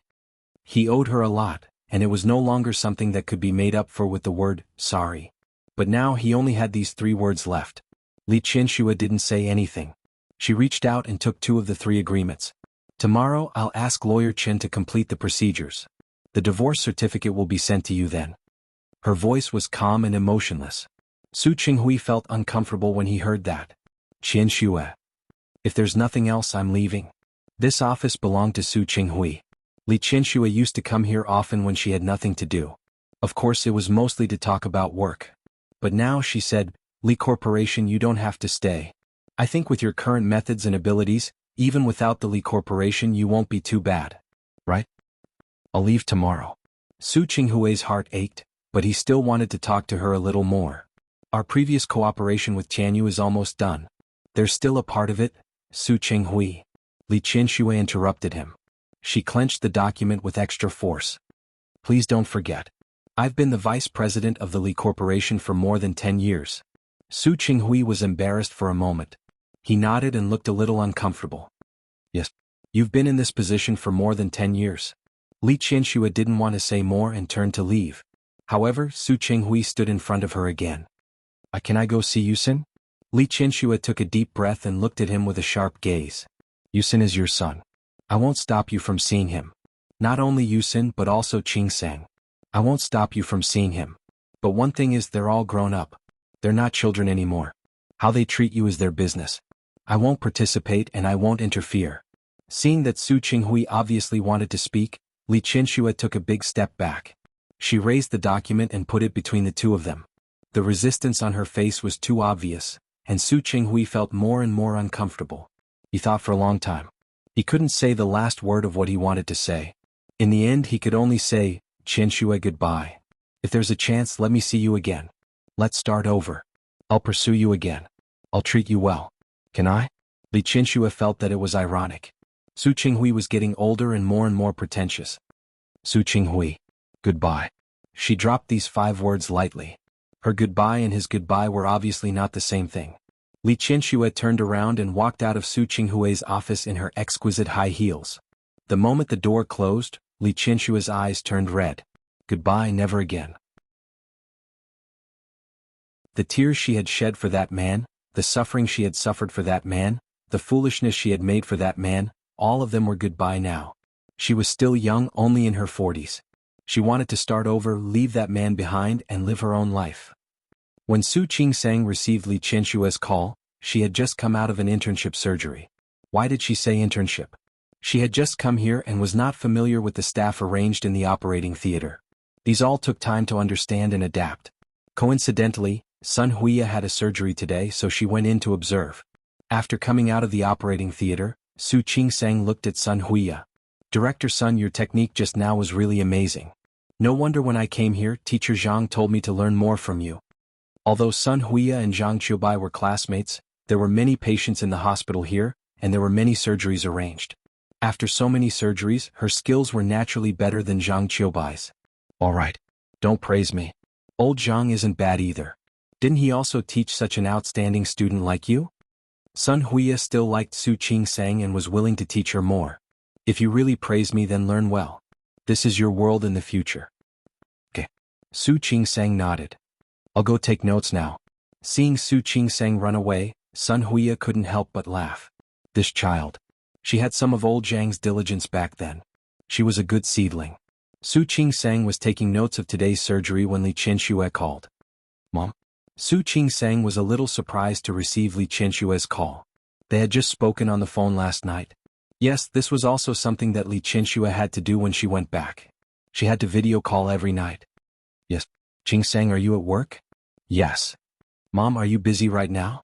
Nothing, I just miss you. Su Qingsang looked at her phone and sensitively noticed that Li Qianxue seemed to be a little depressed on the other end of the phone. Then I'll video call you when I get home tonight. Okay, then you go ahead. I'll call you again tonight. Su Qing-sang was about to hang up when she suddenly seemed to have thought of something and said, Mom, if something happens, don't think too much. Just think about me and then think about Yusin. You don't only have me, you also have Yusin. No matter what, they would stand behind Li Qianxue and support her. Li Qianxue didn't expect to hear Su Qing-sang's comfort, and her eyes became a little wet for a moment. You child, what nonsense are you talking about? I'm not thinking too much. After hanging up the phone, Li Qianxue wasn't as calm as she appeared. Lawyer Chen moved very quickly. She had given him the agreement in the morning, and in the afternoon he had sent the divorce certificate and some related procedures over. She looked at the dark red divorce certificate in front of her, picked up the red wine on the side and began to drink. However, after taking 2 sips, her eyes became blurred by tears. No matter how calm she was, to give up a relationship of more than 20 years was enough to make her want to die. It was like digging out the rotten flesh on her heart without anesthesia. It hurt so much. But if she didn't dig it out, the rotten flesh would continue to corrode inside, and she was afraid that it would be even more painful in the future. It was actually quite good like this. At least after this pain she wouldn't be in pain again in the future. Su Qinghui, after today she finally broke up with him and had nothing to do with him from now on. And don't think about affecting me in the slightest. When Su Qing-sang finished her work at night and went home to video call Li Qianxue, she had already calmed down. In fact, Li Qianxue was such a person. Even if she was riddled with holes on the inside on the surface, she would still make herself look bright and beautiful. This was her pride. In some ways, Su Qing-sang was quite similar to her. Su Qing-sang told Li Qianxue about her work in the past few days. Perhaps sensing that Li Qianxue wasn't in a good mood in the afternoon, Su Qing-sang tried her best to cheer Li Qianxue up. After being coaxed like this, Li Qianxue didn't feel down anymore. After chatting with her daughter for a long time, she finally told Su Qing-sang about her divorce with Su Qinghui. Chapter 484. Su Qing-sang was stunned for a moment, although she already knew about this. But when she heard it out of the blue, she was a little surprised. She thought that Su Qinghui wouldn't sign it. No matter what, Su Qinghui didn't look like someone who would sign a divorce agreement. She still remembered the way Su Qinghui looked at Li Qianxue. At that time she had a very subtle feeling. Unexpectedly, Dad. Did he agree? Yes. I signed it this morning and the paperwork will be done this afternoon.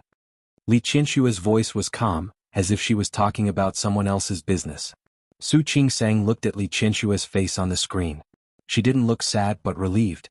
He sighed in his heart for Li Qianxue and for Su Qinghui. It seemed like it was all her misconception earlier. Maybe Su Qinghui didn't love Li Qianxue, but he didn't want to give up his identity as the son-in-law of the Li family. Otherwise, why would he sign it? These are all adult matters. You don't have to think about it. I'm just telling you. After all, even if he divorced me, he would still be your father. Of course, you also have the right to decide how you want to treat him in the future. Li Qianxue didn't think what she said was too much. After all these years, Su Qinghui had never done anything for her 2 children. He only had eyes for Su Peijian. He only had superficial feelings for the remaining 2 children. Since that was the case, it was understandable that Su Qing-sang and Su Yusin did not want to acknowledge him as their father when they grew up. However, Li Qianxue would not make decisions for the children. They were all grown up and had their own thoughts and ideas. She would not impose her own thoughts on them. On the one hand, Su Qing-sang found Li Qianxue's words funny, but on the other hand she felt helpless. She was no longer a child. In addition, she hadn't been close to Su Qinghui for so many years. Although she was concerned about Su Qinghui, she wouldn't really dwell on it too much. But Su Yusin was different. Over the past few months, she had gained a better understanding of Su Yusin's personality. He was afraid that Su Yusin would not be able to get over this so easily. Mom, don't worry. No matter what happens between you and Dad, you will always be my mom and he will always be my dad. Hearing that, Li Qianxue felt both gratified and sad. More than anything else, she hated Su Qinghui. He had done so many wrong things, but look at his children. All of them still cared about the little father-son relationship they had with him. But what about Su Qinghui? Apart from Su Peijian, was there anyone else in his eyes?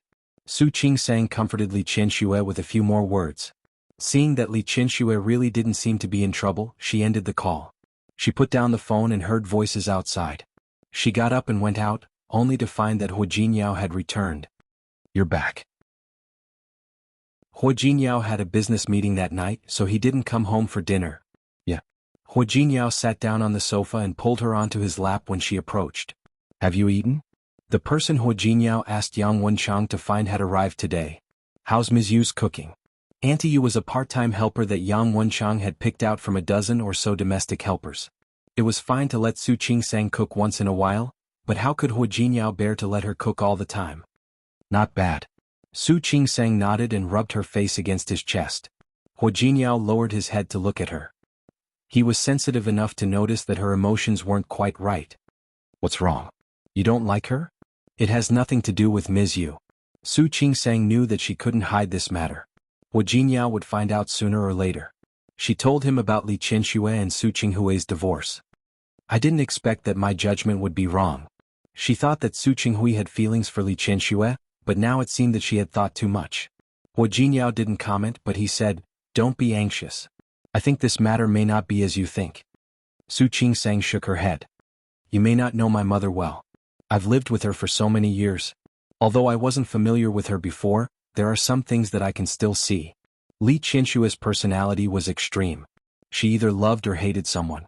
After signing the contract today, it would be impossible for her and Su Qinghui to be together in the future. Hua Jinyao suddenly reached out and pinched her face. He pinched a little hard and her face turned red. She was a little annoyed and slapped the back of his hand hard. What are you doing? I said, aren't you tired? Hua Jinyao rubbed her blushing face with his hand. His clear voice sounded a little helpless. You're already an adult and your brother is also growing up. Even if your parents get divorced, it won't affect you. Don't you think you're worrying too much? Su Qingsang pursed her lips. She didn't feel tired, but she was a little emotional. Hua Jinyao, do you think that people can't make mistakes as long as they're alive? Once a person makes a mistake, there's no chance to redeem it? Hua Jinyao thought of Su Qinghui and actually felt quite speechless about his father-in-law. That depends on what kind of mistake it is, right? After all, not all mistakes in this world are worth forgiving. Of course, Su Qingsang knew that what he said made sense. But she was still depressed. I don't know what's going on. I didn't think much of it before, but recently, I've started to feel that my father is quite pitiful. There must be something hateful about a pitiful person. Who could he blame for his own actions? Su Qingsang suddenly glared at Hua Jinyao. I think you're quite gloating. Wife. I'm not gloating. I'm sobering up. He held Su Qingsang's hand and said very seriously, think about it. Isn't it a tragedy for a person to live until he knows what's most important to him? If he were a smart person, he would have known what was most important to him earlier. Then he wouldn't have ended up like he did today. From the son-in-law of the Li family to an ordinary person with nothing. The gap between them was not small. Su Qinghui's biggest mistake was probably that he had never seriously thought about what was most important to him and what he wanted to keep the most. Su Qingsang understood these principles, but how many people in this world could understand what they wanted from the beginning? Many people often lived in a daze for their whole lives and still didn't understand what they wanted. All right. Don't think about your father. He's already an adult. Let him worry about his own things. If he really still had feelings for Li Qianxue, Su Qinghui would naturally take action. After all, he was still young. If he didn't take action, he was afraid that both of them would regret this life. If Su Qinghui didn't have feelings for Li Qianxue and only wanted the benefits brought by the Li family and the Li family, then it would be good for them to divorce. Either way, it shouldn't be something that Su Qingsang as a daughter should care about. I know. She was just a little emotional. If Su Qinghui could wake up a few years ago, he wouldn't. The arm around her waist tightened. Su Qingsang was caught off guard and fell into Hua Jinyao's chest. What do you think, what? Hua Jinyao dragged the last word. Su Qingsang obviously knew that. She patted him on the shoulder and said, stop it. My relatives are here. Hua Jinyao's hand, which was about to act presumptuously, suddenly stopped moving. He looked at Su Qingsang with extreme depression. Isn't it a few days? I don't know. Maybe it was because of the change of environment and place. She was early this time. Hua Jinyao took a deep breath, buried his face in Su Qingsang's neck and rubbed it. All right. Go take a shower. Hua Jinyao didn't take a shower as she thought. Instead, he reached out and hugged her waist tightly. Su Qingsang was stunned for a moment. She seemed to have only just realized that Hua Jinyao was a little strange today. Since he came in, she had been the one saying that he was caring about her feelings. However, she seemed to have realized that Hua Jinyao didn't seem to be in a good mood either. What happened? It's nothing. Hua Jinyao's voice was a little low. I just want to hug you. He didn't say anything, so Su Qingsang didn't ask. She put her arms around his back and slightly tightened her grip. This movement allowed her to hear his extremely regular heartbeat. She put her ear against it and spoke in a very low voice. "Wu Jingyao, if you have anything to say you can tell me. Although I don't know much about the company, I will listen." "Okay." Wu Jingyao rubbed his forehead and looked at the serious expression on Su Qingsang's face. He smiled and leaned over to kiss the corner of her lips. Su Qingsang slowly got used to the work in the hospital, so there was nothing she was unfamiliar with. After following Sun Huiya to an operation, she began to be the chief surgeon for the subsequent small operations. Later on, she began to participate in the major operations. Su Qingsang slowly became busy. Not only did she have to work during the day, but she also had to be on duty at night. The night shift was divided into the night shift and the night shift. The night shift was fine because she could go home after only staying for the first half of the night. However, the night shift meant that she had to stay in the hospital for the whole night. Su Qingsang wasn't unaccustomed to it. Wu Jingyao was a little distressed that she was overly involved in her work. But as long as it was what she wanted, he didn't stop her. However, he often asked Ms. Yu to make some delicious food or stew some nourishing soup. However, on the weekends, Wu Jingyao would bring Su Qingsang back to the Huo family's old mansion. Old Master Huo was old, so he liked to be lively and crowded. Usually, the Huo family would be more crowded on Friday night. Other than Huo Mingguang's family, there was also Huo Mingliang and Huo Mingmei's family. The atmosphere at the dining table was very lively. Huo Mingmei had been humiliated by Li Qianxue before, so she was very unhappy. Now that she saw Su Qingsang, that unhappiness surfaced again. Speaking of which, Su Qingsang had been in Rong City for more than half a month. This was the first time she had eaten with them since she started working. Because last Friday, Su Qingsang had kindly gone to work for a colleague in their department. Therefore, Su Qingsang wasn't at the party last Friday. Today they bumped into each other. When Huo Mingmei saw Su Qingsang, she thought of how Li Qianxue had humiliated her last time, and the smile on her face became a little fierce. Chapter 485. Wu Jingyao scooped a bowl of soup for Su Qingsang. He had specially asked Aunt Zhou to make this soup. Su Qingsang had been so busy recently that she had dark circles under her eyes. Wu Jingyao felt sorry for her. "Have some soup. I'll do it myself." So many people were watching. She was too embarrassed to show off her love in front of so many people, especially when her cold-faced mother-in-law, Lu Tongjia, was sitting across from her. Lu Tongjia looked at the scene in front of her expressionlessly. It was as if she didn't see it. Huo Mingmei, on the other hand, couldn't help but glance at Su Qingsang and clicked her tongue. Speaking of which, Jingyao has changed a lot since he got married. He's really changed a lot. He really cares about his wife. Huo Jingyao's expression didn't change. He even put a fish into Su Qingsang's bowl as if nothing had happened. Of course he should care about his wife. Just like how uncle loves aunt very much, he won't love other women. Isn't that right? Huo Mingmei's expression changed and she almost slammed the table. She was the youngest daughter of old Master Huo, and the Huo family had more sons than daughters. Naturally, she was doted on by everyone. Not to mention Huo Yangyuan only had 2 sons. He didn't have a daughter. She was the only girl in the Huo family. She had been spoiled by her father and brother since she was a child. Naturally, she had a bad temper. However, she was also obsessed with Wei Nantian, who was inferior to the Huo family in all aspects. The Wei family was good, but it was nothing compared to the Huo family. In recent years, because of the Huo family, the Wei family's business had also improved a lot.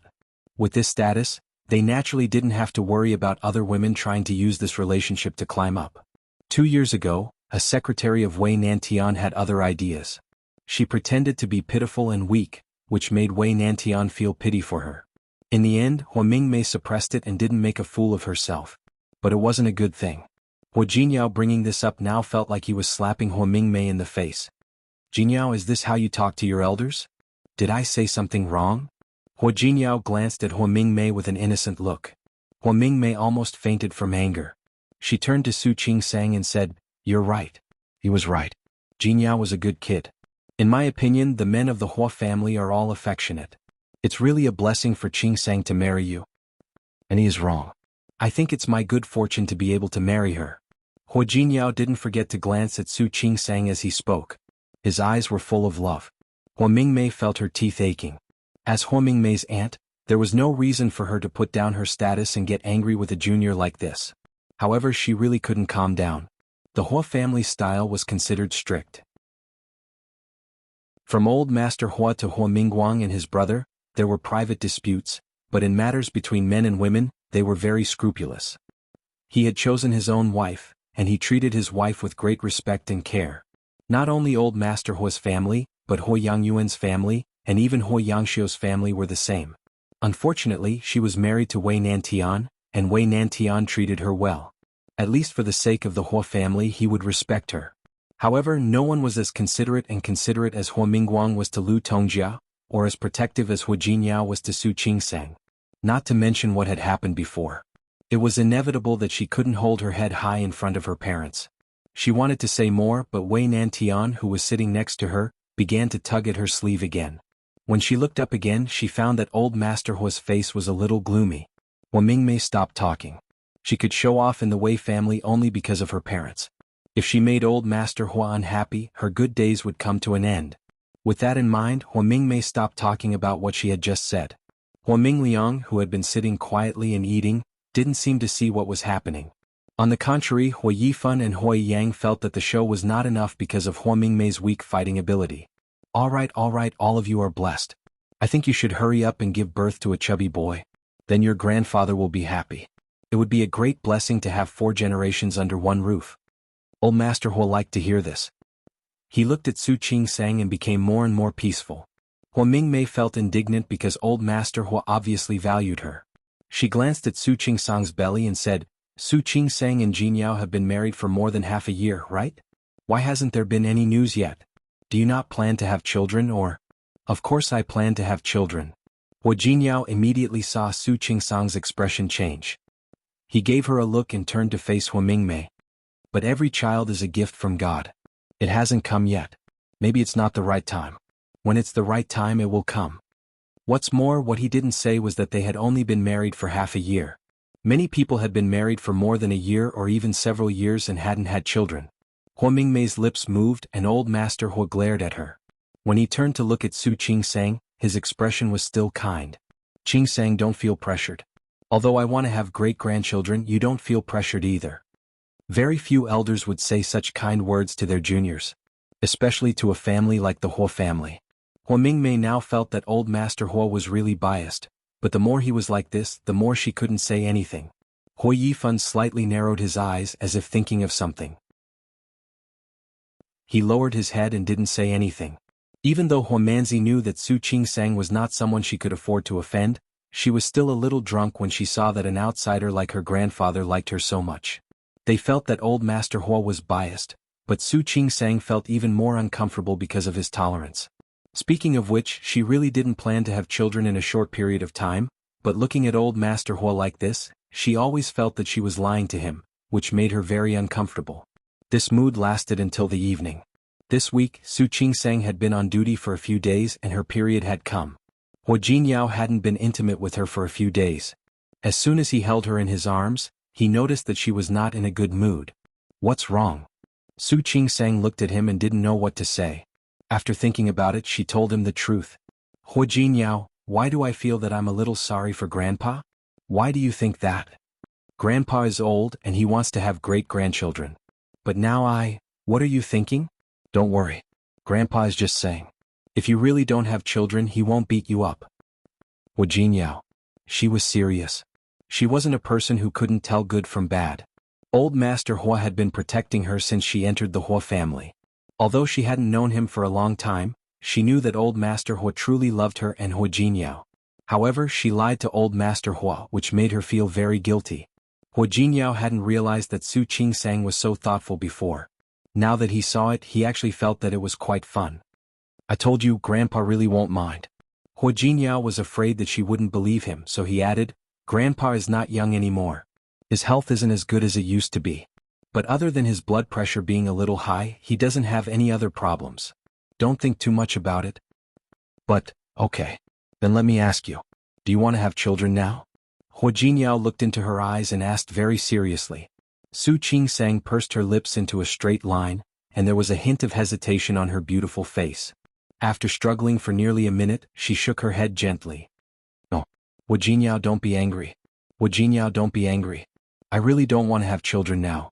Not to mention that her work had just improved. It was time for her to show off her skills. Even the shadow in her heart hadn't been completely eliminated. If that's the case, then isn't it settled? Huo Jingyao held her waist in his arms, lowered his head and kissed her face. I've said it before. If you don't want to have children, then don't. This is your right. You don't have to worry about it. If you think you're not ready, then we'll wait for you to be ready. In her eyes, these were big things, but in his eyes, they were small things. More importantly, Huo Jingyao wasn't ready yet. He didn't know how to be a good father. Su Qingsang blinked at him. She had always known that Huo Jingyao was handsome, but for the first time she felt that he was tall and powerful in her heart. He was like a mountain that she could rely on. She couldn't help but raise her head to kiss his lips, and at the same time she put her hands around his neck. It was an extremely rare experience for Huo Jingyao to have his wife take the initiative. It was also very interesting to let the other party take the initiative occasionally. However, Huo Jingyao wasn't satisfied with this. It was rare for his wife to take the initiative, so of course he had to take the opportunity to fight for more rights for himself. That night, naturally, was filled with red waves and boundless spring scenery. The next day was Saturday. Su Qingsang rarely had a rest today. Although she was tortured by Huo Jingyao yesterday. Usually, as long as she was at the Hua family, she would definitely go downstairs to accompany Old Master Hua. The weather in Rong City hadn't warmed up yet. Old Master Hua's health wasn't very good, but he still wore a cotton tai chi suit and practiced boxing outside. Su Qingsang put on a down jacket and followed him out to stand beside him. Grandpa. Morning. Morning.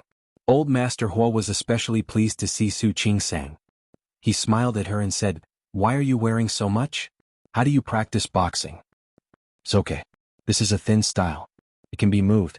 Su Qingsang gestured 2 movements as she spoke. Old Master Hua smiled and said, "Okay, do it again as I taught you last time. Let me see." "Okay." Su Qingsang didn't hesitate. She moved her limbs and then began to practice. Old Master Hua looked at her and nodded repeatedly. "Not bad, not bad.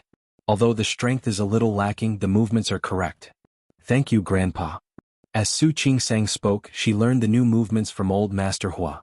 Then Old Master Hua pointed out her shortcomings and said that she didn't have enough strength.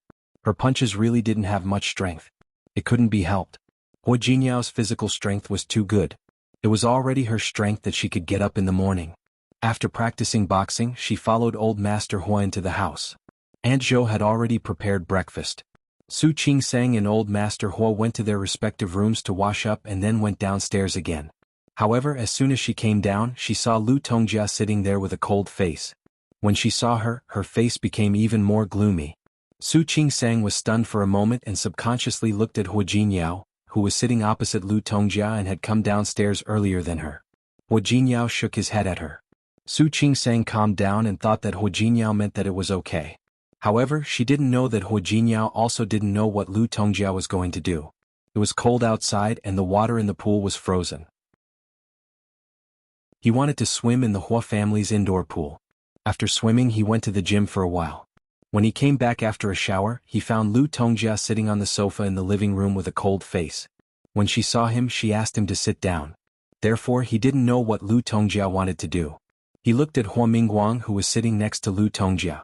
He seemed to be confused as well. "Mom, if you have something to say, just say it." Huo Jinyao's tone was calm. After all, he hadn't been close to his mother since a long time ago. Today was Saturday, but it didn't mean that he had nothing to do. Lu Tongjia looked upstairs and said, "Don't rush. We have to wait until everyone is here before we talk." As she spoke, she didn't forget to glare at Huo Jinyao. That look really made Huo Jinyao feel uncomfortable. He was about to ask Lu Tongjia what she wanted, but Su Qingsang and Old Master Hua had already come downstairs. "Why are you all sitting here? Don't you want breakfast?" Old Master Hua looked at his daughter-in-law's sullen face and was a little unhappy. It was a weekend, and it was rare for the old man to see his grandchildren and daughter-in-law back, but Lu Tongjia put on such a cold face. Even though he knew that Lu Tongjia didn't come for him, it was enough to make Old Master Hua unhappy. "Dad, breakfast can wait, but I have to make it clear now." As she spoke, Lu Tongjia stood up and walked over to help Old Master Hua. He waved his hand. He wasn't that weak yet. Sitting down on the sofa, Old Master Hua's voice was very soft. "Tell me what's the matter?" Lu Tongjia was about to speak, but when she saw Su Qingsang sitting with Huo Jinyao, the dissatisfaction in her eyes became more intense. However, not only was old Master Hua looking at her, but even Hua Mingguang was looking at her. He really didn't understand what she wanted to say. Dad. Lu Tongjia finally turned her eyes back to old Master Hua. Speaking of which, I have seen how you have treated Jinniao all these years. I know that you love him the most. This was the truth. As the eldest grandson of the Hua family, Hua Jinniao had been smart and handsome since he was a child. He was especially calm. Ever since he took over the Chanyu group, he had almost never done anything that people would find fault with. Chapter 486. Not to mention the fact that Hua Jinniao had married a daughter-in-law that she didn't like. She didn't like any of the things that had happened after the marriage. She didn't like Su Qingsang's family background at first. She didn't like Su Qingsang's illegitimate daughter. So what if she was Su Qinghui and Li Qianshue's daughter? With a father like that, how much scheming could Su Qingsang have done? How many tricks did she use to make Hua Jinniao marry her? Who knew? Lu Tongjia didn't like Su Qingsang because of Hua Jinniao. Lu Tongjia sighed and said helplessly, Dad, I always said that you spoiled him. You didn't believe me. Now he's getting older and he's getting more and more out of control. She said all this but didn't say what Hua Jinniao had done. No matter how patient old Master Hua was, he was running out of patience. Just say it. Don't beat around the bush. Su Qingsang and Hua Jinniao looked at Lu Tongjia. Hua Jinniao's first reaction was that Lu Tongjia was going to make a fuss about Su Qingsang's father. Fortunately, he had told his grandfather about it. He wasn't afraid that his grandfather would be unhappy. Moreover, it was Su Qinghui's doing. What did it have to do with Su Qingsang? Dad. Lu Tongjia thought of what Hua Mingmei had said to her last night, and her lips curled into a mocking smile. Don't feel uncomfortable about what I'm going to say next. Lu Tongjia glanced at Hua Jinniao with dissatisfaction in her eyes. Look at Jinniao. What did you say yesterday? This child is a gift from God. A gift from God. I really thought that he wanted to have a chubby boy to satisfy your wish to have a great-grandson. But now I realize that it's a gift from God. It turns out that he never intended to have a child. Hua Mingguang and old Master Hua both looked at Hua Jinniao. Hua Jinniao and Su Qingsang were stunned at the same time. They didn't expect Lu Tongjia to say this. Dad. This morning Xiaojiang went to clean up their room and told me something. I didn't know until now that they were using contraception. Lu Tongjia sneered and stared at Hua Jinniao and Su Qingsang sharply. Is this how you fool your elders? Is this how you treat your grandfather who loves you so much? In fact, even Lu Tongjia, not to mention old Master Hua. It was one thing to dislike Hua Jinniao, but it was another thing to want a grandson. Many people in Rong City who were the same age as Hua Jinniao were already in kindergarten. Unfortunately, the men in their family all married late. Hua Jinniao got married at the age of 30, which was not early. But he was good. On one hand, you want your grandfather to have a great-grandchild, but on the other hand, you don't want to get pregnant or have children at all. What is this? Outwardly agreeing but inwardly opposing. That was why Lu Tongjia didn't like him. One set to the front and another set to the back. Thinking of what he had done in the past, her voice became even colder. If you really don't want to give birth, just say so. Why would he lie to us? Lu Tongjia's voice wasn't very loud. Considering that there were servants working in the kitchen and outside, her voice was very soft. However, everyone in the living room could hear her clearly. Old Master Hua's face darkened.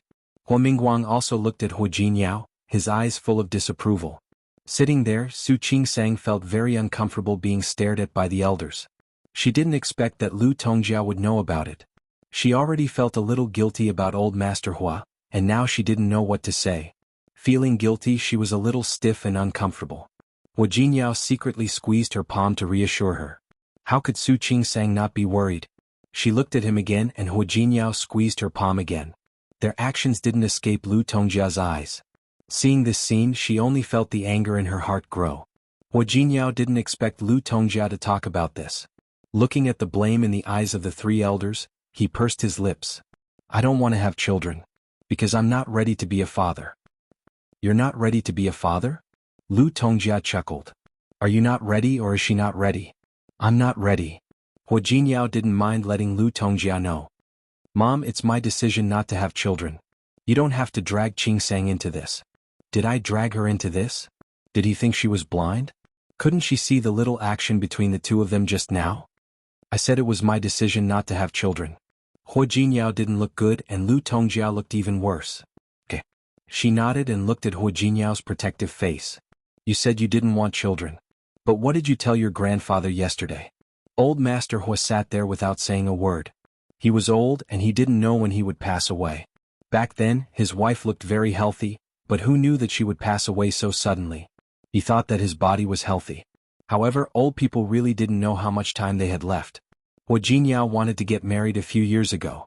Finally, he got married, so he naturally hoped that he could have children soon. Fortunately, he could see the fourth generation of the Hu family before he closed his eyes. However, he didn't expect Hu Jinyao to do such a thing. Not only did old Master Hu look serious, but Hu Mingguang also looked a little unhappy because of what Hu Jinyao had done.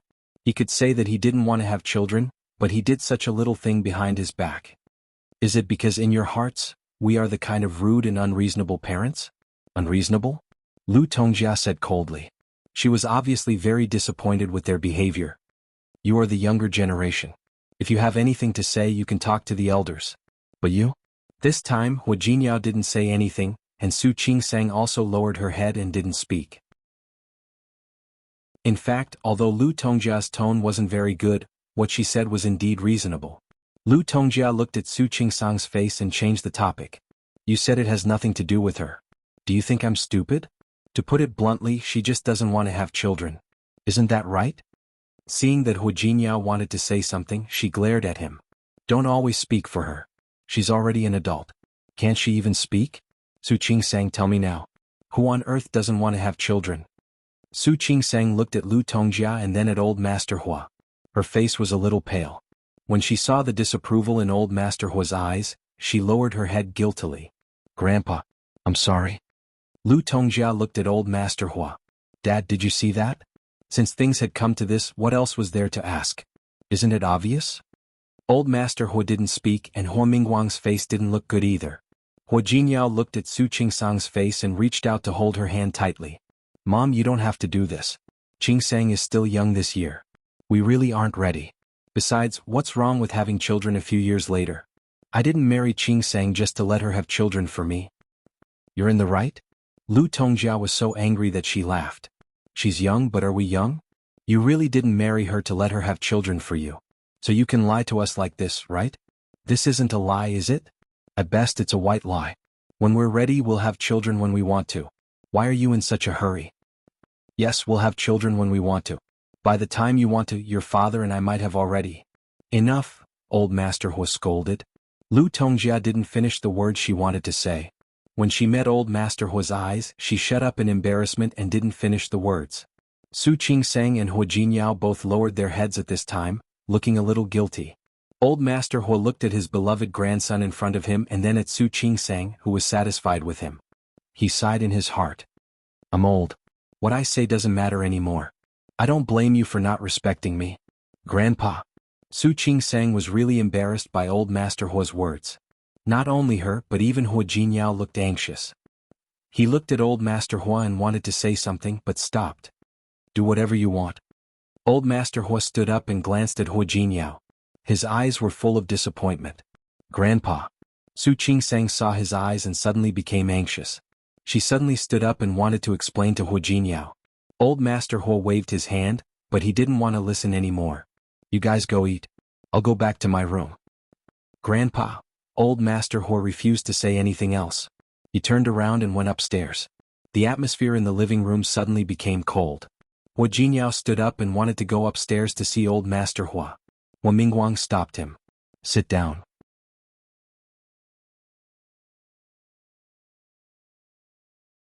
Chapter 487. I always thought you were sensible. Hu Mingguang's tone wasn't harsh, but he sounded disappointed. The mistake he made when he was young could be said to be because he was young and insensible. But now he was an adult. A 30-year-old person should be able to understand things, right? Hu Jinyao, do you think that no one in this family is worthy of your trust? Do you think that no one in this family is reasonable? Hu Jinyao didn't speak. Hu Mingguang sneered. Your mother is strict with you, but is that the reason you respect us? That. I didn't mean that. Hu Jinyao might have talked back to Lu Tongjia, but he respected his father and grandpa from the bottom of his heart. You didn't? If you didn't, would you fool your grandpa like that? You know that he's wanted you to marry him for so many years, and you know that he's wanted to have a great-grandson for so many years. Is this how you repay him? Hua Jinyao was silent for a few seconds, then said, Dad, I said that I didn't mean that. You know whether you did or didn't. You're old now and you have your own ideas. You don't have to listen to the elders.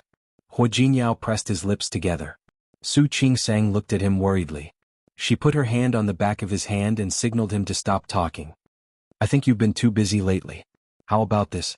Let Yifan take care of the Ike's cooperation case. Hua Jinyao suddenly raised his head and looked at Hua Mingguang. Dad, do you know what you're talking about? Of course I do. Yifan's not bad. I believe he can do it. As for you, you should spend more time with your grandpa. Hua Jinyao clenched his fists by his side. There was a trace of sarcasm in his eyes. Let Yifan take care of the Ike's cooperation case. What next? Are you going to give him my position as the CEO? Hua Jinyao, what kind of attitude is that? Hua Mingguang was angered by his words. Don't forget that the Hua family doesn't belong to you alone. It doesn't even belong to me alone. I'm the chairman now. I have the right to arrange your work. Hua Mingguang was nothing more than the eldest son of the family. Therefore, it was only natural that Tianyu Group would be handed over to him after Old Master Hua. However, Tianyu Group didn't belong to Hua Mingguang alone. It was founded by Old Master Hua. As Old Master Hua's other child, Hua Mingliang was also a part of it. Su Qingsang didn't expect so many things to happen just because they didn't want to have a child so soon. She was also stunned for a moment. She turned to look at Hua Jinyao with obvious worry in her eyes. But now that Hua Mingguang and Lu Tongjiao were here, she didn't even know what to say to comfort him. Hua Jinyao stood up. His back was straight. He looked at Lu Tongjia and Hua Mingguang. Finally, he turned to look at Lu Tongjia. Mom, this is what you want, right? He asked Hua Yifan to share his workload. This was the first step. What was next? Weaken his authority in Tianyu Group? Slowly hand over Tianyu Group to Hua Yifan? Hua Jinyao. What kind of attitude is that? Lu Tongjia was angered by his words. You lied to your elders and played us around. You're still in the right, aren't you? Qingsang and I just don't want to have children at this stage, but it doesn't mean that we won't have children in the future. Mom, you really don't have to overreact. Is this a matter of whether you have children or not? This is a matter of the two of you not lying to your elders and trying to fool us. Lu Tongjia glared at Hua Jinyao. I never care about the company's affairs. This is Dad's decision. I think it's a good decision now.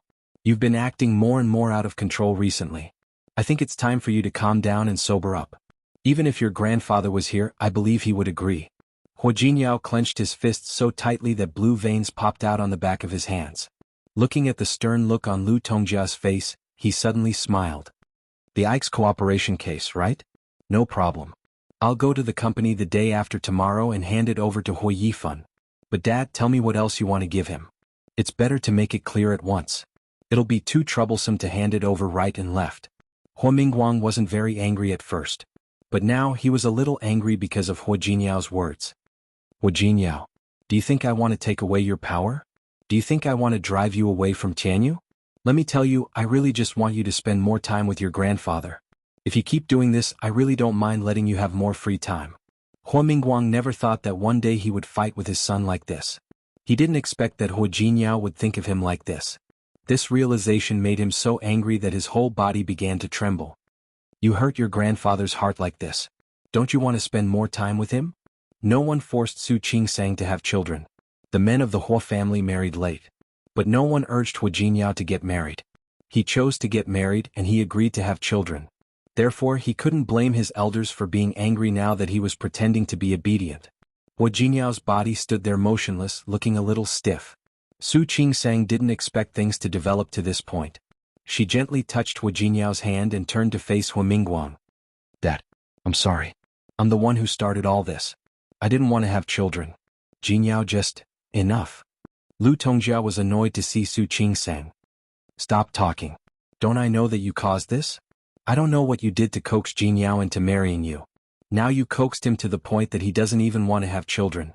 Su Qingsang, you're really well educated. She admitted that Su Qingsang didn't handle this matter well, but she didn't understand what Lu Tongjia was talking about. Just as she was about to ask Lu Tongjia what she meant, Hua Jinyao pulled her over. Mom, you don't have to say it. Qingsang doesn't need to coax me. I didn't want children. Okay. I really didn't know that our Hua family had a lover. Lu Tongjia was furious. She stood up and said, Since you have so many ideas, then you too can go live your own lives. We elders don't care about you anymore. Lu Tongjia was really angry this time. It was completely different from the past when she was just unhappy and said a few words. She got up and left. Hua Mingguang didn't stay and stood up as well. Before leaving, he gave Hua Jinyao a cold look, with a hint of disappointment in his eyes. Suddenly, only Su Qingsang and Hua Jinyao were left in the living room. Su Qingsang didn't expect things to turn out like this. She turned to look at Hua Jinyao with worry in her eyes. Jinyao, look, it's okay. Hua Jinyao didn't expect the elders to have such a big reaction. He patted Su Qingsang on the shoulder and said, "Don't worry. It's really okay. I'll explain it to Grandpa later." Old Master Hua wasn't an unreasonable person. It was always okay to explain it to him. Su Qingsang bit her lip, feeling that it wouldn't be so easy to get over it. Hua Jinyao raised his hand and gently flicked her forehead. "That's enough. Leave it to me. You don't have to worry about it." Hua Jinyao, should I tell Grandpa myself? You tell him yourself? Do you want to have a baby now? Su Qingsang blinked her eyes and finally shook her head firmly. Then it's settled. Don't worry. Leave it to me. I'll take care of it. Su Qingsang didn't mention it again after he said that. Hua Jinyao and Su Qingsang were the only ones eating breakfast that day. It was a lot quieter. After breakfast, Hua Jinyao went upstairs to talk to Old Master Hua. Su Qingsang didn't know what he said, but Old Master Hua went downstairs for lunch. Although he didn't look very good, at least he didn't look as bad as he did in the morning. Su Qingsang wanted to say something to Old Master Hua several times, but in the end she didn't. The atmosphere in the Hua family was still a bit depressing that weekend. Su Qingsang thought about it for a day and decided to let it go. Some things would take their natural course. As for the baby, she would wait until she was ready to have another one. On one side of Hua Jinyao's office stood a small team of people who worked with him. They were the employees in charge of Ikes this time. On the other side stood Hua Yifan. He looked at Hua Jinyao, who was sitting behind the desk. His face was calm, but deep in his eyes, there was a trace of excitement and joy. Brother. Hua Yifan didn't call him president but brother. He did that on purpose today. I heard from Uncle that you are going to hand over the Ikes case to me? Yes. Hua Jinyao saw the smug look in Hua Yifan's eyes, but he didn't argue with him. He turned to look at the people standing on the other side. These are the people in charge this time. They have prepared the documents and information. I will leave the rest to you. If you are not used to these people, you can change them to someone you want. Brother, you are too kind. Hua Yifan smiled. The people you trained are naturally good. I am very relieved. Hua Jinyao didn't say anything. He gave the project manager a look. He nodded and turned to Hua Yifan. Vice President Hua, let's talk in your office. Okay. Hua Yifan nodded. When he turned to look at Hua Jinyao, the smile on his face faded a little. Brother, I will leave now. I will talk to you if there is anything else. Since Dad said to leave it to you, you can be in charge. You don't have to talk to me anymore. Okay. I know what to do. After saying that, Hua Yifan left Hua Jinyao's office with the group of people. As soon as they left, Yang Wenchang came in immediately. He looked at Hua Jinyao with some worry in his eyes. President Hua, Hua Jinyao had said a long time ago that he would follow up with Ikes and it was about to be settled. Chapter 488. It's okay. Hua Jinyao waved his hand. It's just an Ikes case. I've already made the first 80 steps. He'd be an idiot if he couldn't get it done. Hua Mingguang just wanted to give him a blow. He didn't really want to deny his job. If that was the case, he wouldn't be able to be the president anymore. Yang Wenchang understood and thought of something else. President Hua, do you remember Xinglua Department Store and Kasong Electronics in Lin City? Yes. Because they had attacked Xiang Kaiping, he had dealt with the two companies. The people there said that the original owners of those two companies have been in a big fight recently. That's a small matter. Ask Zhang Yang to handle it. Yes. Yang Wenchang had the same idea. There's one more thing. What? Your father-in-law. Yang Wenchang paused. What about him? Hua Jinyao only knew that Su Qinghui and Li Qianxue had divorced. He hadn't paid attention to what happened after that. You know, we had a lot of cooperation with the Li Group because of your relationship with the president's wife. Vice President Su was in charge of those things. But now, for some reason, she's been replaced. I just want to ask what happened after that? Yang Wenchang had been called back by Hua Jinyao to deal with something. In addition, he had been running errands for Xiang Kaiping, so he didn't know that Su Qingsang was Li Qianshua's daughter. Su Qingsang was the illegitimate daughter of the Su family and didn't have a good relationship with Li Qianxua. Su Qinghui didn't want it anymore. Does that mean that we can change some of the terms of our cooperation in the future? No need. We'll stick to the previous agreement. Thinking of this, Hua Jinyao remembered that he forgot to tell Yang Wenchang about Su Qingsang. He briefly told him about Su Qingsang. Looking at Yang Wenchang's shocked face, Hua Jinyao thought of Li Qianshua's reaction after she recognized Su Qingsang. Remember, we'll be working with the Li Group for a long time. Therefore, the cooperation with the Li Corporation should be based on the original terms. Cooperation was a win-win situation. It would be best if everyone could be happy. Yes, I got it. Hearing this, Yang Wenchang understood. Looking at Hua Jinyao's attitude, he knew how to treat Li Qianxua and the Li Group in the future. Su Qingsang had lunch with Li Ting at noon. She had helped Li Ting on duty twice last time. Li Ting had offered to help her, but Su Qingsang didn't think it was necessary. Li Ting was embarrassed and offered to treat her to a meal.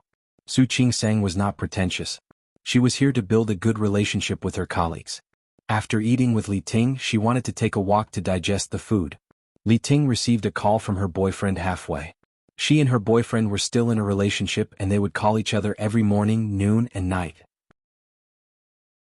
Su Qingsang saw the sweetness on her face, and there was a hint of envy in her eyes. She married Hua Jinyao directly, skipping the so-called passionate love period. When she was separated from Hua Jinyao, the two of them would talk and video chat every night, but they had never called each other 3 times a day like Li Ting did. Did she like Hua Jinyao? There was no doubt that he liked it. There was no doubt about that. Did she love him? She also loved him, but she always felt that this love was lacking something. But she didn't know what it was. She thought that it didn't matter. She and Hua Jinyao were already husband and wife, and they would spend the rest of their lives together. She would slowly give more of her heart to him and slowly make herself love him more and more. She thought that it wasn't difficult. As long as she and Hua Jinyao stayed like this, one day she would love him so much that she couldn't stop. It was good that things were like this now. Li Ting answered the phone and then walked slowly. Su Qingsang was too embarrassed to stop and listen to the sweet words of the young couple, so she deliberately sped up. However, when she returned to the hospital, everyone had gone for lunch and hadn't come back yet. The emergency room downstairs received another patient. It was a pregnant woman who had fainted, and her condition was unknown. Su Qingsang went down to the emergency room with 2 nurses. Before she reached the bed, she saw Zhang Yichen standing next to it with his back straight. "Hey, it's you." Su Qingsang was a little surprised to see him. Her eyes fell on the pregnant woman on the bed, who had a slightly bulging belly. Dr. Huang from the emergency room saw her coming down, so he pointed at the pregnant woman on the bed and explained the situation. The pregnant woman has fainted. She is about 20 weeks pregnant. It seems that she has PIH. But the pregnant woman is injured. We'll have to wait for the obstetrics and gynecology department to find out more about her condition. Okay, I got it.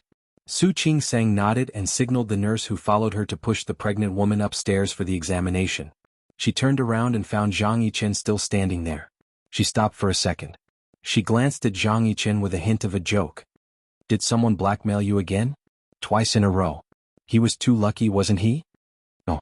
Zhang Yichen didn't look as relaxed as Su Qingsang. "I was driving on Haud Road when I saw her being beaten. I got out of the car to stop it and she fainted." Zhang Yichen didn't mention how he taught the man who hit the pregnant woman a lesson and how the man ran away while cursing. "I see." Su Qingsang remembered that Dr. Huang had said that the pregnant woman was injured. "Okay, I got it. You can go back now. We'll take care of the rest." "Are you going to tell her husband to come?" Su Qingsang nodded. "If not her husband, who?" "It seems that the man who hit her is her husband." Zhang Yichen didn't mind telling her the situation. In fact, he heard it when he got out of the car. The man saw him and tried to stop him but said, "I hit my wife. It's none of your business." Su Qingsang's expression became more serious. Okay, I got it. How about this? If there are injuries and it's confirmed that her husband hit her, we'll help her call the Women's Rescue Center. Or if she needs help, we can help her call the police. Okay. Su Qingsang looked at Zhang Yichen's face, which obviously didn't relax. "Are you from Rong City?" "No. What's wrong?" "I want to say that if you are from Rong City, they should give you a Good Samaritan Award." Su Qingsang thought that he should be given a Good Samaritan Award. She had met him 3 times and he had done a good deed twice. Who else should they give the award to if not him? Zhang Yichen paused for a second. His usually stern face looked a little uneasy, which was rare for him. No need. It's my duty. He was a soldier of the people, so it was his duty to do these things. However, Su Qingsang misunderstood him. She had always thought that he was a policeman. He was a policeman, so it was his duty to do good deeds. Okay. I'll go check her.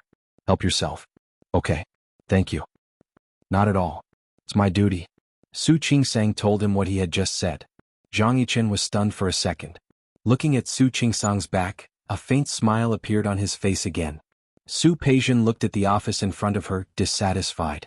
This office was much smaller than her one in the Li group. She thought about Xiang Caiping's villa and this office. She really thought that Xiang Caiping was stingy. Speaking of which, she had been with Xiang Caiping for nearly half a month. Finally, Xiang Caiping let her manage the 2 supermarket chains under her name. Su Peijian thought so, but she didn't know that Xiang Caiping let her rest for a while before bringing her here because she didn't want her to be too tired. Previously, Xiang Caiping thought that she was old and wanted to go to Lin City to find her daughter. The 2 supermarkets were managed by professional managers, and she was only responsible for collecting dividends. Now that her daughter was back, she didn't want Su Peijian to work for someone else. Naturally, she had to take over. She had been working for a long time. Last week, Xiang Caiping brought her here and introduced her to some of the old employees who had worked hard with Xiang Caiping. Later, Xiang Caiping asked those employees to take care of Su Peijian. All of Xiang Caiping's kindness was unnecessary in Su Peijian's eyes. Why did she need those old employees to take care of her? They should take care of themselves first. She was the boss. Since when did those people get to take care of her? Thinking of this, Su Peijian began to feel that Xiang Caiping was stingy again. She still remembered how Li Qianxue was so powerful in the company. No one in the entire company dared to look down on her.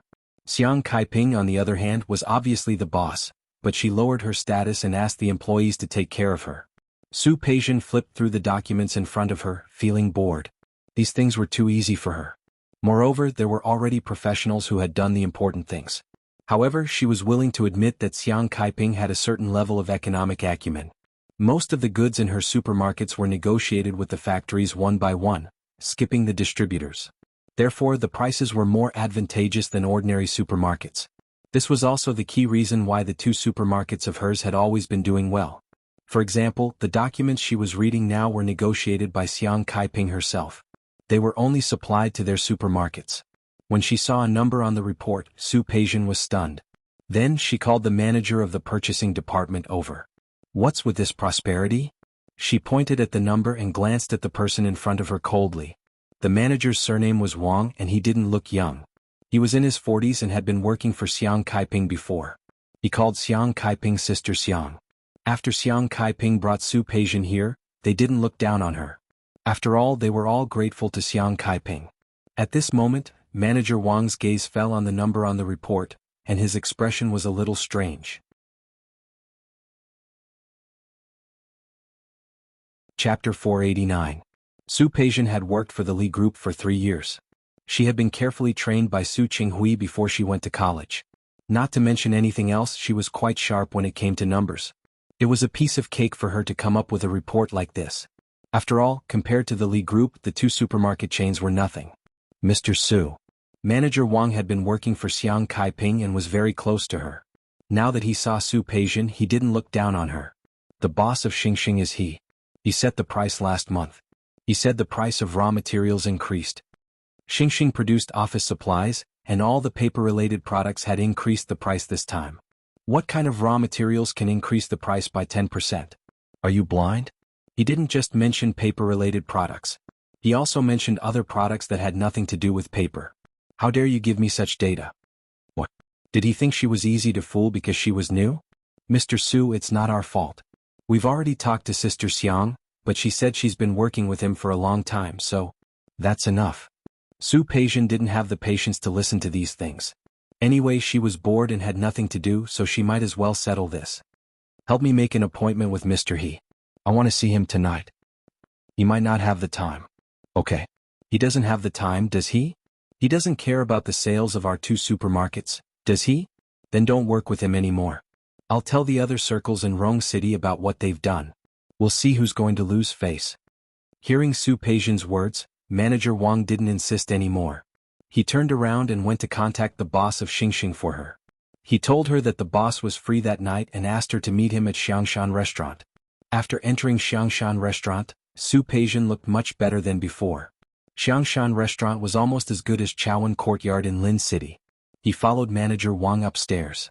It didn't take long before He Xingxian arrived. The boss of Xingxing was called He Xingxian. He was a middle-aged man in his 40s. He was slightly plump and looked friendly when he smiled. However, his small eyes were shrewd. Su Peijian had interacted with many people in Lin City. She didn't care about such a man. When they met, Manager Wang introduced them to each other. They chatted for a while before sitting down. Su Peijian went straight to the point. She was not in the mood to talk to a man who was nothing to her. Boss He, I'm a very straightforward person. If I have something to say, I'll just say it. I'm not very satisfied with your company's offer this time. After all, we've been working with Mr. He for a long time. Boss, he doesn't seem to be very kind right now. It's hard to do business now. The price of raw materials has risen, and it's changing every day. There's nothing we can do. Of course, He Xingxian wouldn't give in. Su Peijian's brows furrowed.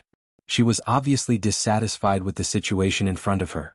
However, no matter how dissatisfied she was, she wouldn't show it on her face. She kept a smile on her face and continued to socialize with He Xingxian. Speaking of which, this was another point that she could not accept.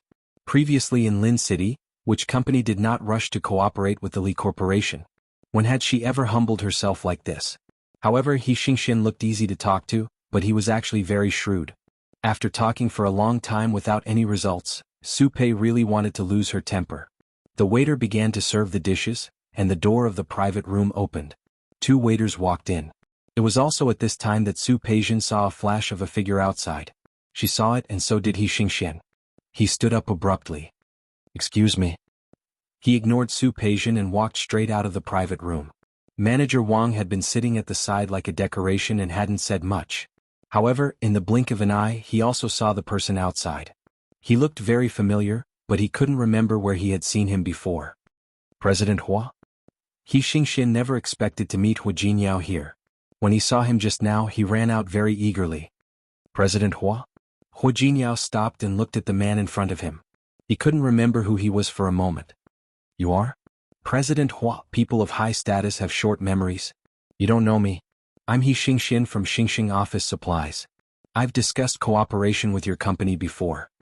Tianyu Group had tens of thousands of employees and dozens of branch companies. If they could get the supply of office supplies from Tianyu Group, not to mention the profits, Xingxing would definitely rise to a higher level in Rong City. President Hua, this is my business card. I've contacted Manager Zhang of your company before, but then keep in touch with him. Hu Jinyao didn't need to worry about small things like purchasing office supplies. Of course I wouldn't dare to trouble you, President Hua. He Xingxian smiled flatteringly. But President Hua, when Manager Zhang mentions it, can you seriously consider it? I can guarantee that our company's products are absolutely high quality, and the prices are absolutely reasonable. Alright, I understand. Hu Jinyao had an appointment with someone today, so he really didn't have time to talk to He Xingxian here. Okay. Go do what you need to do. He Xingxian very sensibly stood aside, and the smile on his face became even brighter. He didn't return to the private room until Hu Jinyao's figure disappeared in the private room at the other end of the corridor. Although Hu Jinyao didn't give him a definite answer, being able to see Hu Jinyao today was enough to make He Xingxian happy.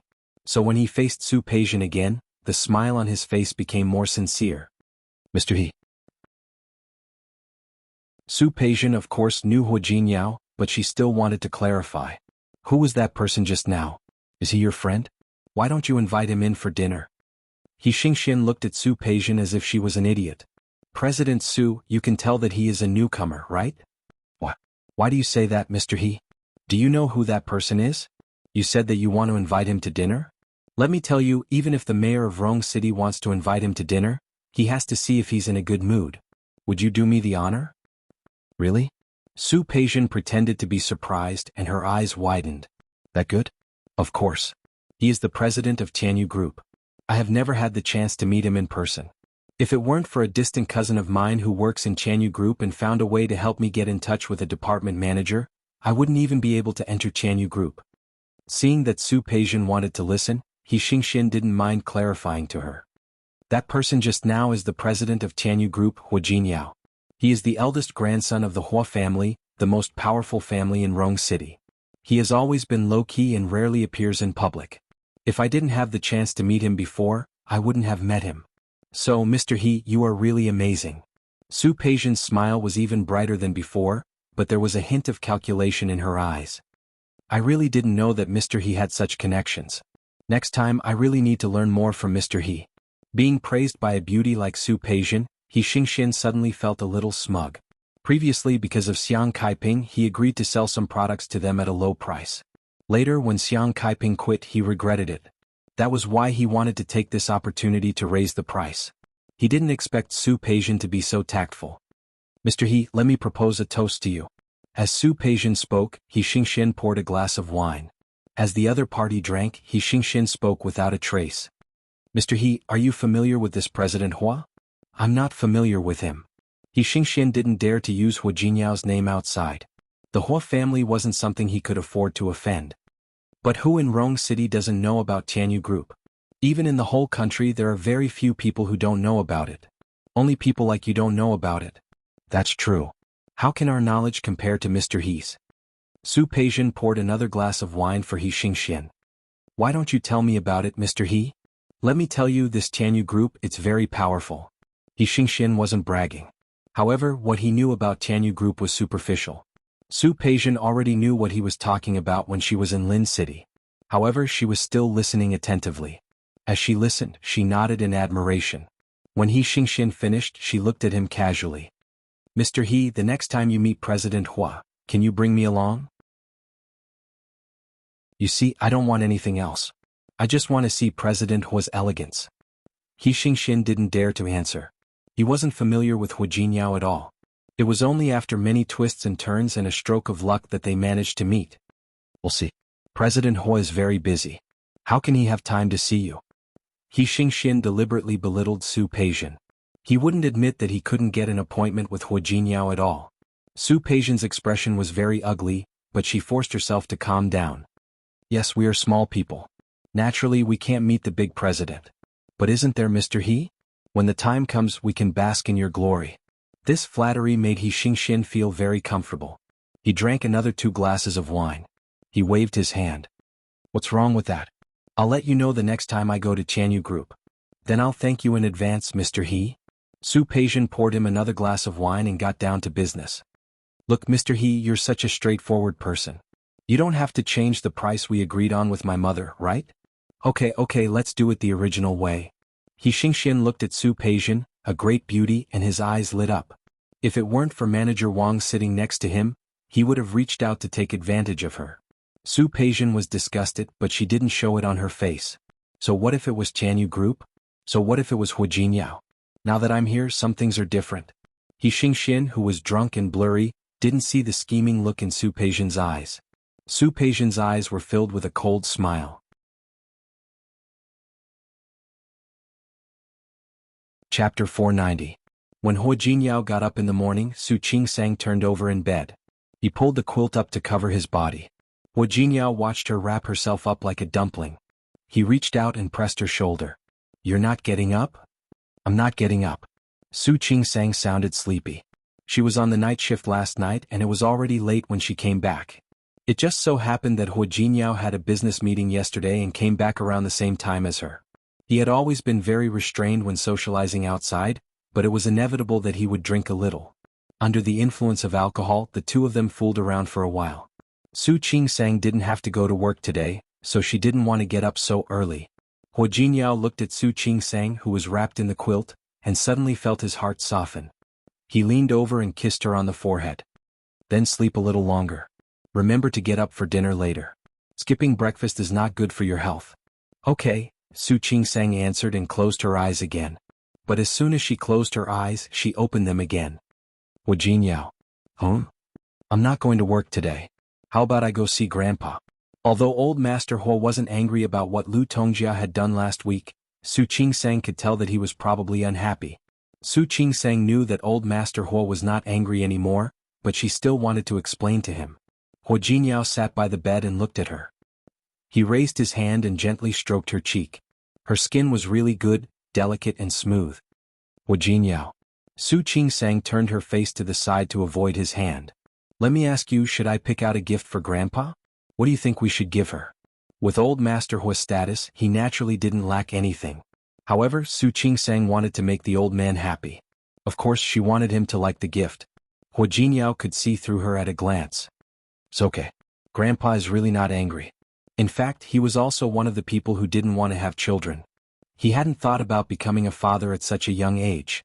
Lu Tongjia thought too highly of him by saying that Su Qingsang had instigated it. Was he the kind of person who would listen to a woman's encouragement? He also said the same thing to old Master Hua. Although old Master Hua was unhappy, he didn't mention it again after hearing the reason. Therefore, Su Qingsang really didn't need to think about these things anymore. Don't think too much, I'm going to work. Hua Jinyao kissed her again and left for work. He said so, but Su Qingsang couldn't just let it go. She had seen old Master Hua's attitude toward her since she came to Rong City. Since Hua Jinyao didn't want to tell her, she would think about what to give him. Su Qingsang rarely picked out gifts for her elders. In the past, he had only given gifts to Su Qinghui and Li Qianxue out of respect. After they met, Li Qianxue couldn't wait to give her the best. Even Xiang Kaiping didn't know what to give old Master Li at the moment. Su Qingsang felt a little conflicted. After leaving the department store, he unknowingly walked to a small road behind the department store. When she came back to her senses and wanted to retreat, she seemed to hear something in the alley beside her. Su Qingsang knew that curiosity killed the cat, so she quickened her steps and was about to walk outside. She didn't expect that the people in the alley would come out at this time. There were two men, one with a crew cut. The moment he saw Su Qingsang, his eyes turned cold. His sharp eyes startled Su Qingsang. She instinctively took a big step back. However, when she saw the man behind the bald man, she resisted the urge to run away. The good young man who did what was right? Zhang Yichen was also surprised to see Su Qingsang. He didn't understand why she was here. He glanced at the man with the crew cut and signaled him to go first. The man looked at Zhang Yichen and said, "She heard it." "I didn't hear it." Su Qingsang hurriedly raised 3 fingers and said, "I just got here. I didn't hear anything." Trying to cover up something only made it more obvious, but Su Qingsang really didn't hear anything. The man with the crew cut became even more worried and took a step forward. Zhang Yichen patted him on the shoulder and said, "Go ahead." She really didn't hear it. The man with the crew cut obviously didn't agree with Zhang Yichen's words, but he didn't think too much about it. He glanced at Su Qingsang one last time. His eyes were full of warning, which made Su Qingsang's body tremble a little. Then he turned around and left. Su Qingsang patted her chest. When she saw Zhang Yichen's face, she trembled again. She pressed her body against the wall behind her. It was still early February and the temperature was very low. Su Qingsang felt sweat on her back. She thought of the few times she had seen Zhang Yichen before and he had been nice to her, but that was because he did good things. However, there was no rule in this world that said good people wouldn't do bad things. Looking at Su Qingsang's scared face, Zhang Yichen took 2 steps forward and stood in front of Su Qingsang. It wasn't the weekend and the weather was still cold. There weren't many people in this alley. Su Qingsang swallowed. When Zhang Yichen stood in front of her, she cleared her throat. "Well, I really didn't hear what you said. It was a beautiful misunderstanding." Su Qingsang wanted to explain more, but Zhang Yichen raised his hand. Su Qingsang was startled. She closed her eyes at once.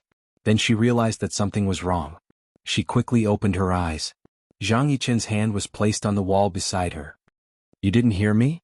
Zhang Yichen believed that Su Qingsang didn't hear him. His ears were very sharp. Su Qingsang's footsteps didn't escape his ears. He didn't say anything after hearing someone approaching. So Su Qingsang couldn't have heard anything. However, looking at the woman in front of him, who was no longer calm and composed like she was in the hospital, he had that thought again. The woman in front of him was quite interesting. So, Qingsang? Su Qingsang had her name tag in the hospital, so it was normal for him to know her name. However, this made Su Qingsang even more scared. "Sir, I really didn't hear what you said." She tried to calm herself down. She knew that some perverts would get more excited when they saw others scared. "Can I trouble you to move aside for a moment?" Zhang Yichen didn't move. He stared at Su Qingsang's face and suddenly lowered his head. Su Qingsang became more and more nervous. Zhang Yichen's face was getting bigger and bigger in front of her. She couldn't help but raise her hand to slap him. However, her hand was caught in midair. Zhang Yichen not only grabbed her hand easily, but also successfully made it so that she couldn't break free. You? Zhang Yichen moved closer to her face again. Su Qingsang was startled. Seeing his face getting bigger and bigger in front of her, she wanted to raise her other hand. However, unfortunately she was caught by him again. Let go of me. With both of her wrists in his hands, Su Qingsang was at a complete disadvantage. Looking at her surroundings, she really regretted going out alone today. Her phone rang. It was Hu Jinyao. She wanted to answer the phone, but the man was still holding her hand. She tried a few more times but she couldn't break free no matter how hard she tried. Anger rose in her heart. Su Qingsang's voice became colder. Sir, you'd better let go of me.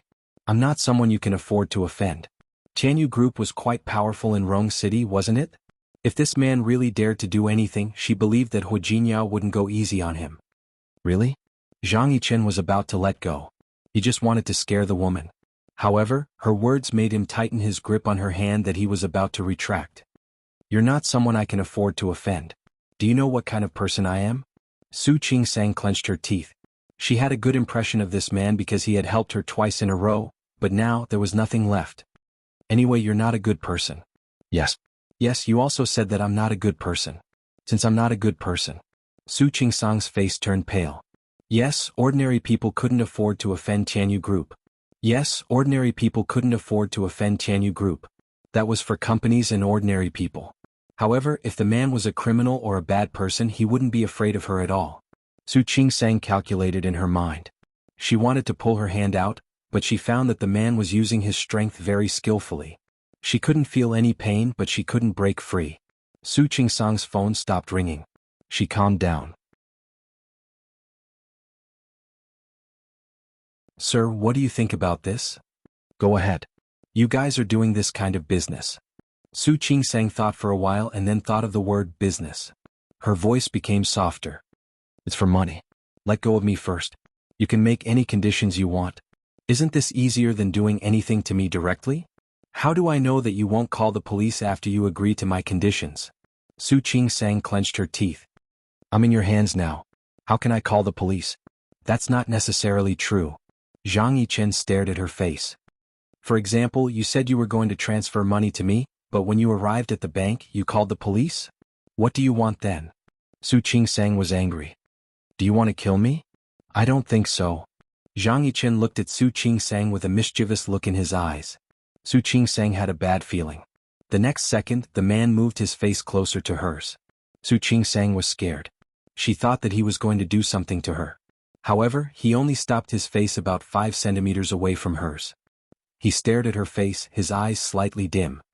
Woman, curiosity killed the cat. Don't be so curious next time. Su Qingsang didn't dare to move. Looking at the face so close to hers, she had the urge to slap him. Zhang Yichen stared at Su Qingsang's red lips. For a moment he really wanted to kiss her. However, he didn't like to molest women. He took a step back and let go of her hand.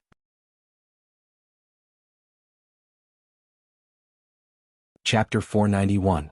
Under Su Qingsang's guarded gaze, Zhang Yichen slightly curled up the corners of his mouth. There was a hint of playfulness in his eyes. Then he took a big step back. But he didn't leave in a hurry. Su Qingsang also knew that she was no match for him.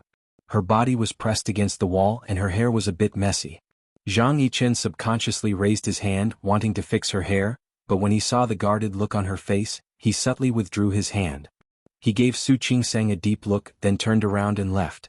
Su Qingsang kept looking at the man, afraid that he would come back to his senses and try to hurt her.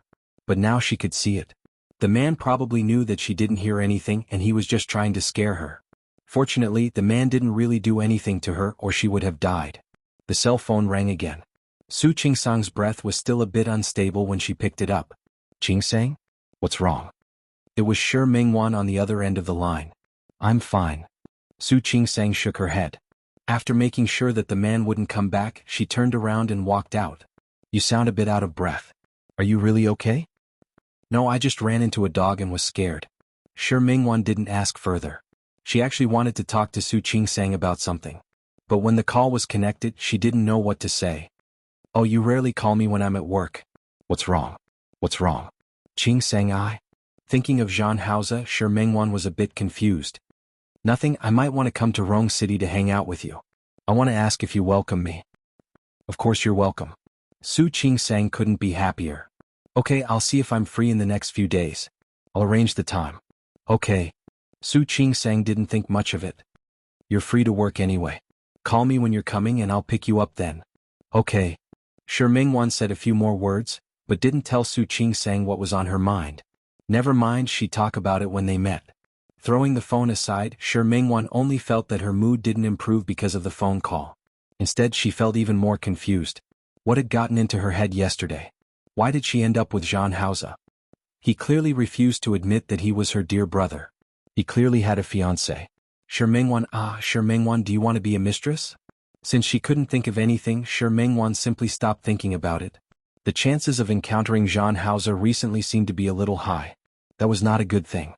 She thought that she needed to go to Rong City to find Su Qingsang. First, she needed to avoid him, and second, she needed to calm down. Zhang Haoze's figure flashed across her mind. Shi Mingwan's heart wasn't just filled with the sweetness of those memories. There was even more bitterness. Her big brother would probably never come back. Su Qingsang looked at the Land Rover parked in front of her and blinked. He turned to look at the person in the driver's seat suspiciously. When she saw that it was Hua Jinyao, she reached out to open the car door. Didn't you drive this car this morning? Hua Jinyao wasn't a person who paid much attention to enjoyment. There were many cars in the garage, but she often saw him driving a Bentley or a Mercedes. There were also sports cars, but Hua Jinyao rarely drove them to the company. This Land Rover was obviously not Hua Jinyao's favorite type. Yes, uncles. You went to work. I'll drive it back to the mansion for him. He'll come for dinner tonight and I can drive the car back then. Uncle? Su Qingsang thought of the youngest son of the great-aunt Hua Yangxiu, whom Hua Jinyao had mentioned when he introduced his family to her. You're not talking about that great-aunt's son, are you? Yes. He's back. He went to his company to look for him at noon, then left in a hurry after receiving a call. He left his car at his company. He asked him to drive it back to the old mansion for him. As he spoke, his eyes fell on Su Qingsang's hand. What is this? Su Qingsang was holding a bird cage in her hand, which was covered with a cloth. It was very quiet inside. Parrot. Hua Jinyao looked at her, then at the bird cage. Don't tell me that you're going to give this to Grandpa. Can't I? Su Qingsang looked at him with excitement. I walked in the department store all day today, but I didn't see anything to give to Grandpa. Later, I passed by the flower and bird market and I thought it would be good to give him a parrot. This is the best one in the shop owner's shop. Can talk a lot. It's very smart. I've tried it and it can talk to people. You see, you're often away from home. Isn't it good to give it to Grandpa? Hua Jinyao suddenly laughed. He reached out and rubbed Su Qingsang's hair. His eyes were full of love as he looked at her. Honey, you're so cute. Su Qingsang's hair was messed up by him. She glared at him and said, just tell me if Grandpa will like it. Yes. He'll definitely like it. After Hua Jinyao said that, he laughed again. Su Qingsang had no idea why he was laughing. Hua Jinyao, stop laughing. If you don't think Grandpa will like it, I'll quit. This bird was not cheap. It cost her tens of thousands of yuan. Hua Jinyao stopped laughing. He reached out and put his arm around Su Qingsang's shoulder. He leaned over and kissed her on the lips. Honey, you're so cute. She didn't plan to have a child so early, so she bought a bird for old Master Hua? Hua Jinyao. Su Qingsang had a feeling that he was laughing at her. Stop joking. Just tell me, does Grandpa not like it? I said he will definitely like it. Hua Jinyao stopped laughing. He really couldn't tell that Su Qingsang was so talented. Holding back his laughter, he cleared his throat and said, Honey, I suddenly realized that I'm really lucky. Su Qingsang looked at him suspiciously. She instinctively felt that he was being sarcastic. The car stopped at the Hua family's old house. Su Qingsang walked in with the bird cage. When she entered the door, she was a little nervous and couldn't help but look at Hua Jinyao again. Hua Jinyao put his arm around her shoulder and said, Don't worry. Grandpa will definitely like it. Su Qingsang was quite happy when she bought the parrot. But after Hua Jinyao's joke, she began to feel nervous. Old Master Hua was sitting on the sofa, reading the newspaper with his reading glasses on. Seeing them coming, he waved at them. Jinyao, Qingsang, you're here. He saw the bird cage covered with a cloth in Su Qingsang's hand at a glance. What is this? Grandpa.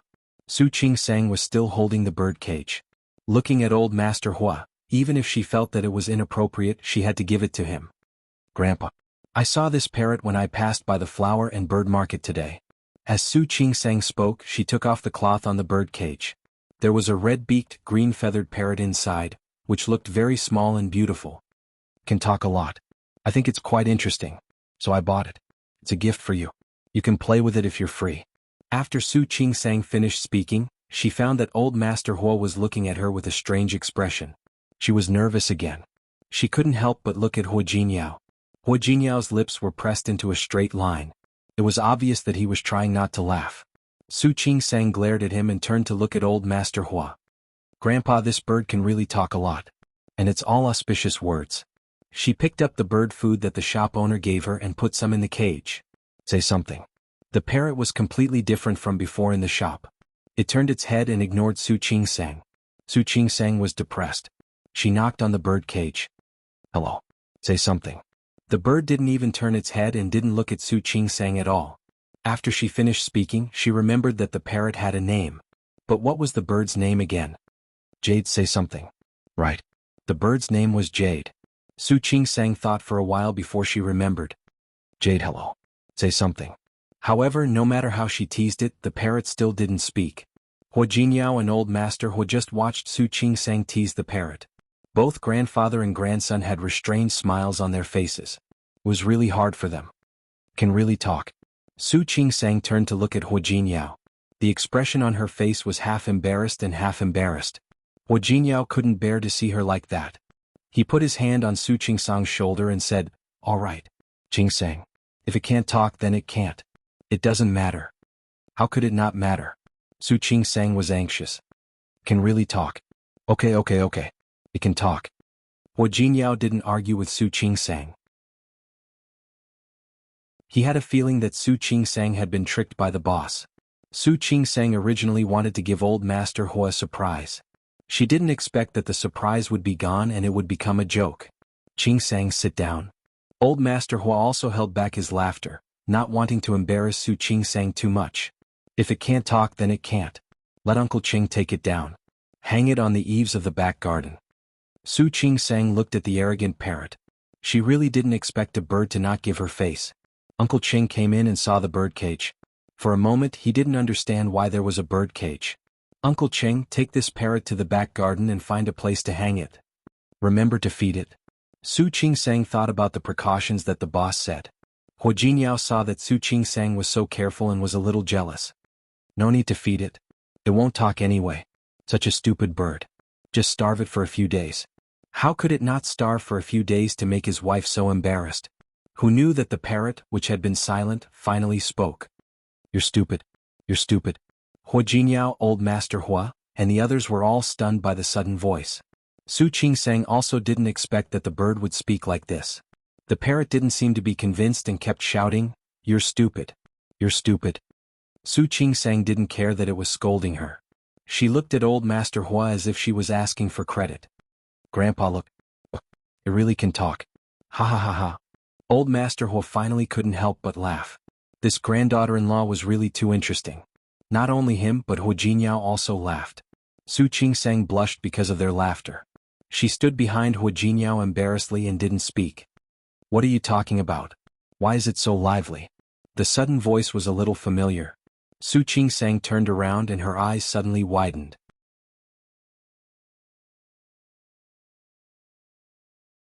Chapter 492. Old Master Hua was so happy about the gift that Su Qingsang had just given him. The smile on his face grew brighter when he saw who it was. Yichen is here? Come here. Uncle. Zhang Yichen walked up to old Master Hua and said, Uncle, long time no see. You're still so energetic. I'm not as energetic as you. Old Master Hua looked Zhang Yichen up and down. He was in his 30s and had a steady aura about him. The muscles and tall figure that he had trained in the army were clearly different from ordinary people. The last time your mother came, you didn't come with her. They have their business to attend to. I won't join in the fun with them. As Zhang Yichen spoke, he saw the parrot and the person standing beside it. His expression froze for a moment, and his eyes swept over Su Qingsang's face. Hua Jinyao was standing next to Su Qingsang when she came in. He was taller than Su Qingsang, so he blocked most of her body. When he stood in front of Hua Jinyao, he could see clearly. Jinyao, this is... He already had an answer in his heart, but he couldn't help but ask again. Uncle, this is your niece's wife. Su Qingsang. Qingsang, this is the uncle I told you about. He was Zhang Yichen, the youngest son of her great-aunt. Don't be fooled by his young age, he's already a senior colonel. Hello, uncle. The smile on Su Qingsang's face was a little stiff. She had never thought that she would run into Zhang Yichen again at the Hua mansion, right after meeting him in the afternoon. What was even more unexpected was that he was Hua Jinyao's uncle. Thinking of what he had done to her in the afternoon, which had almost been flirting with her, Su Qingsang suddenly felt a little uncomfortable. Hello.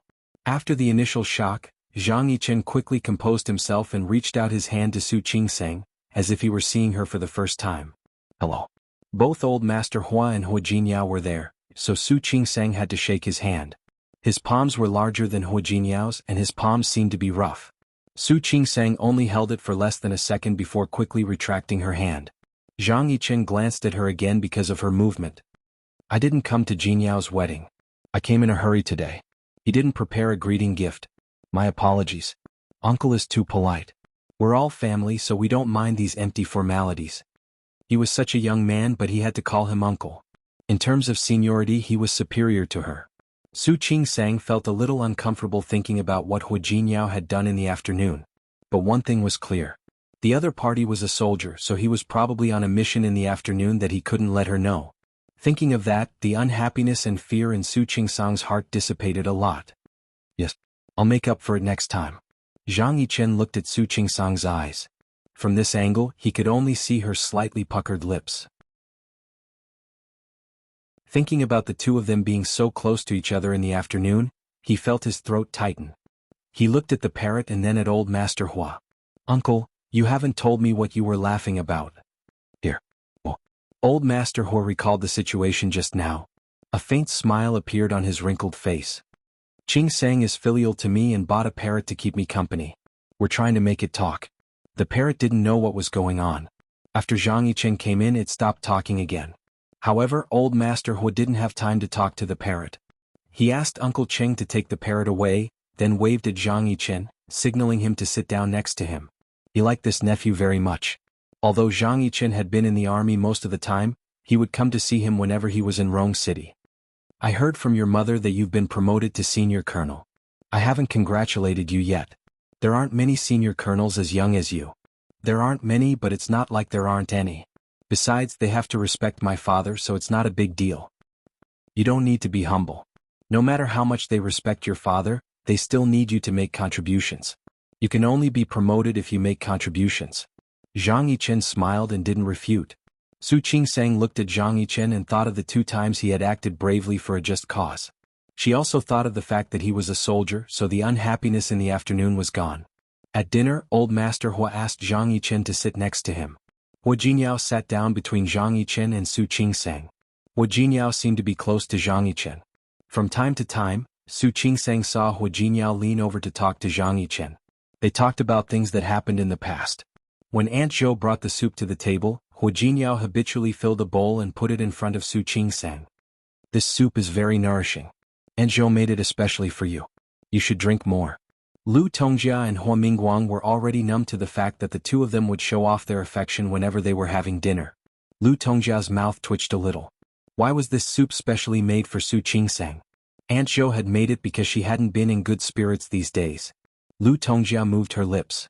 She wanted to say something, but she chose to stay silent when she saw Zhang Yichen. Hua Mingguang didn't say anything either. After all, they were both tired of seeing this scene. Zhang Yichen was the only one who had never seen it before. He sat next to Hua Jinyao and watched him fill Su Qingsang's bowl with soup and put food in her bowl. This was the Hua Jinyao he had never seen before, and this was the Su Qingsang he had never seen before. He remembered the cunning look on Su Qingsang's face when she faced the blackmailer's family in the hospital. He remembered the mischievous tone she used to ask him if he was being blackmailed again when he sent the family to the hospital. And this afternoon she was clearly scared but tried to stay calm. She looked at him with a guarded expression. His heart beat faster uncontrollably. He lowered his head and focused on the food in front of him. He clearly knew that she was his niece-in-law, but in those few short meetings, he could not get her image out of his mind. Yichen, how long can you stay in Rong City this time? Old Master Hua's voice brought Zhang Yichen back to his senses. 3 days. then stay at home. Old Master Hua had spoken. Zhang Yichen wanted to refuse, but he saw Su Qingsang put food in Hua Jinyao's bowl with her chopsticks. Surprisingly, he didn't object. Old Master Hua was very happy. He asked Uncle Cheng to clean up the room. Su Qingsang took a shower and found that Hua Jinyao hadn't returned to his room. She called Hua Jinyao and found that he didn't answer. She looked at the time, put on her coat and went downstairs. After asking Uncle Cheng, Su Qingsang finally found Hua Jinyao in the Hua family's gym. When Su Qingsang walked to the door, she heard sounds coming from inside. The Hua family's gym was very large. Half of it was filled with all kinds of fitness equipment. The other half was covered with thick mats. It looked like it was for yoga. Su Qingsang pushed the door open and saw Hua Jinyao and Zhang Yichen fighting in the open space that she thought was for yoga. It could be seen that the two of them were just exchanging pointers and not really fighting. Zhang Yichen was good at martial arts and so was Hua Jinyao. The two of them fought back and forth for quite a while. However, Zhang Yichen suddenly started to attack Hua Jinyao with his halberd. He changed his style and Hua Jinyao changed his style. Su Qingsang didn't know how to fight, but she could see that Zhang Yichen was better than Hua Jinyao. Hua Jinyao held on for a long time, but in the end he was knocked to the ground. When his body was pressed to the ground by Zhang Yichen, he gasped and said, "Are you serious? I'm not good at martial arts." Zhang Yichen stood up and reached out a hand to Hua Jinyao to help him up. "You haven't been training lately, have you?" "Yes." Hua Jinyao didn't deny it. "I have a lot of things to do in the company. I can't be like you training in the military camp every day. How can I be compared?" He stood up, panted, and punched Zhang Yichen's chest. "Damn you. How could you hit me so hard? It hurts like hell." He felt that Zhang Yichen wasn't fighting with all his strength like before. He was about to ask why. Out of the corner of his eye, he saw Su Qingsang coming. He immediately became alert. "Wife." He quickly walked up to Su Qingsang, grabbed her hand and said, "You see, I've gone too far. It hurts like hell." Su Qingsang gave Zhang Yichen a discreet glance. Then she looked at Hua Jinyao with concern. "Where are you hurt?" "Here, here and here." Hua Jinyao didn't think it was embarrassing to act pitiful in front of his wife. He pointed at several places on his body. Su Qingsang was about to lift up Hua Jinyao's shirt to check, but she stopped when she saw Zhang Yichen walking over. "Go back to the room. I'll help you apply some ointment." "Okay." Hua Jinyao was satisfied to see Su Qingsang's concern. He didn't care that Zhang Yichen was still there. He leaned over and kissed Su Qingsang on the cheek. In the past, Hua Jinyao had shown affection in front of others, but Su Qingsang felt uncomfortable when Zhang Yichen saw it. "Let's go. You don't want to apply the ointment, do you?" "Yes, of course." Hua Jinyao turned around and waved at Zhang Yichen. "Uncle, let's fight again next time." Su Qingsang nodded at Zhang Yichen as a greeting, then left with Hua Jinyao. Zhang Yichen stood there motionlessly. A light fragrance floated in the air. It was Su Qingsang's scent. He saw that Su Qingsang had obviously just taken a shower. The ends of her hair were slightly wet, and there was a light fragrance of shower gel on her body. Even though she had left, the smell still lingered in the air. It gently surrounded him. Zhang Yichen stood there motionlessly. He had grown up in a military camp. Since he was a child, there were no other women around him except for his mother and sister. Those who went on missions with the army didn't count. Most of the women in the military camp were less feminine and more masculine. He didn't have much contact with women like Su Qingsang, but he didn't expect that they would become like this.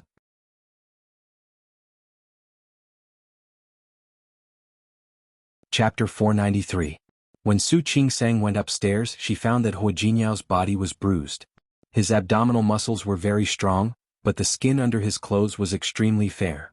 Looking at it this way, the place where he was hit looked particularly frightening. Why is it so bruised?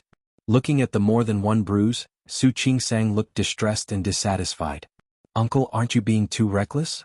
He's a soldier, so his stamina must be better. How could he be so cruel?" He knew that Hua Jinyao couldn't beat him, but he didn't go easy on him. It was too much. "Honey, I'm fine." Hua Jinyao liked to see Su Qingsang worried about him. "He didn't take much advantage of me. I'm telling you, he must be injured too. No matter how injured he is, he's not as bad as you." Su Qingsang looked at the two bruises on Hua Jinyao's stomach. She felt distressed. "Go take a shower. I'll get the medicine. I'm fine." Hua Jinyao didn't care at all. "It's just a minor injury. It'll disappear tomorrow." "No." Su Qingsang felt the pain just by looking at it. Go take a shower. I'll ask Uncle Cheng to get the medicine.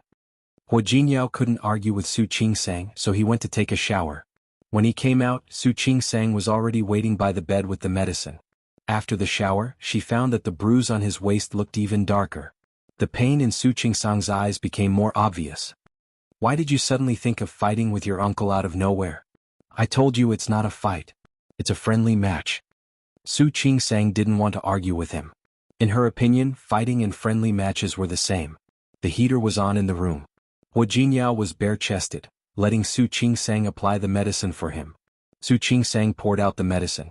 As soon as it touched Hua Jinyao, he cried out in pain. Ouch, ouch. You deserve it. Su Qingsang glared at him, but her hands were much lighter. I'll let you continue the friendly matches next time. You don't know. Yichen and I have always been like this. In front of old Master Hua and the elders, Hua Jinyao called Zhang Yichen uncle. They had a good relationship in private, so Hua Jinyao always called Zhang Yichen by his name. Hua Jinyao winked and asked Su Qingsang to apply the medicine. Su Qingsang rolled her eyes at him. I'm serious. Hua Jinyao thought of the time when he joined the army. Do you know? I had been in my great-aunt's army with my uncle at the time. In terms of skill, I admit that I am inferior to him. For someone like Zhang Yichen who trained every day, to rise from a common soldier to a senior colonel in just over a decade, that wasn't something an ordinary person could do. If he performs another meritorious deed, he'll be promoted again. So, honey, it's not that I can't beat him. It's because he's too powerful. The fate between people was also strange. Old Master Hua was not the only one who liked Zhang Yichen. His relationship with Hua Yifan and Wei Sihai was even better than with Hua Yifan and Wei Sihai. Yes, yes, yes. Su Qingsang couldn't help but increase the strength of her hand when she saw that he was still joking when he was injured. Seeing Hua Jinyao's facial features scrunched together, she seemed to be satisfied. I know you can do it. You don't have to explain. It wasn't like she hadn't seen videos of soldiers training in the army. Hua Jinyao, who stayed in the office every day, couldn't compare with someone who came from that kind of place. Honey. Hua Jinyao was afraid that Su Qingsang wouldn't believe him. I'm serious. Zhang Yichen is so powerful because he comes from a different family. If I were in the army, I'd be better than him. I wouldn't be beaten by him. Do you believe me? Yes, yes, yes. I'll believe whatever you say. It was obvious that she didn't believe him. How could Hua Jinyao let his wife think of him like that? After he finished applying the ointment, he put the ointment on her hand aside. He turned over and pressed Su Qingsang on the bed. You don't believe that I'm better than him? Hua Jinyao narrowed his star-like eyes, full of danger. Stop it. I haven't washed my hands yet. He didn't mind the ointment on her hand. What are you washing? Just apply it on me later. Su Qingsang almost laughed at Hua Jinyao's words, but soon she couldn't laugh anymore. In the morning, Su Qingsang was a little listless. She wouldn't have gotten up if she hadn't had to work today. Hua Jinyao went to exercise early in the morning. Su Qingsang hurriedly put on her clothes and went downstairs. She was in a hurry if she didn't want to be late. When she walked to the corner of the stairs, Su Qingsang yawned. She didn't pay attention to her feet and accidentally stepped on something. She was startled. When she came back to her senses, she immediately tried to grab the handrail next to her. However, there was still some distance between her and the handrail. She was about to fall, but a pair of big hands caught her waist in time. They took her away from the edge of the stairs and put her in a bigger space around the corner. Su Qingsang steadied herself. She patted her chest with lingering fear. When she saw the muscular chest in front of her, she suddenly realized what was going on. Hua Jinyao was working out in the gym downstairs. Who was holding her now? Looking at Zhang Yichen's thick eyebrows and big eyes, she said uncomfortably, "Thank you. I'm standing." Zhang Yichen looked at Su Qingsang and slowly pulled his hand back. He was as tall as Hua Jinyao. Looking at Su Qingsang's pale face, he felt that he had pulled his hand back too quickly. Watch where you're going. Su Qingsang pressed her lips together. She was a little uncomfortable with Zhang Yichen's lecture. She had never made a mistake like this. What happened today was just an accident. She took a step back and wanted to continue walking downstairs. Zhang Yichen pulled her again. Be careful. The stairs were behind her. Did she want to fall again? Thank you. Su Qingsang lowered her head and thanked him. She took a step to the side to make sure that she was safe and also to get rid of his hand. Zhang Yichen's hand was still on her waist. Now he let go of it. He subconsciously tightened his grip. His eyes never left Su Qingsang's face. Be careful. I know. Thank you. Su Qingsang didn't say anything to him. She turned around and went downstairs. This time she lowered her head and stared at the stairs. Zhang Yichen also wanted to go downstairs, so he followed Su Qingsang.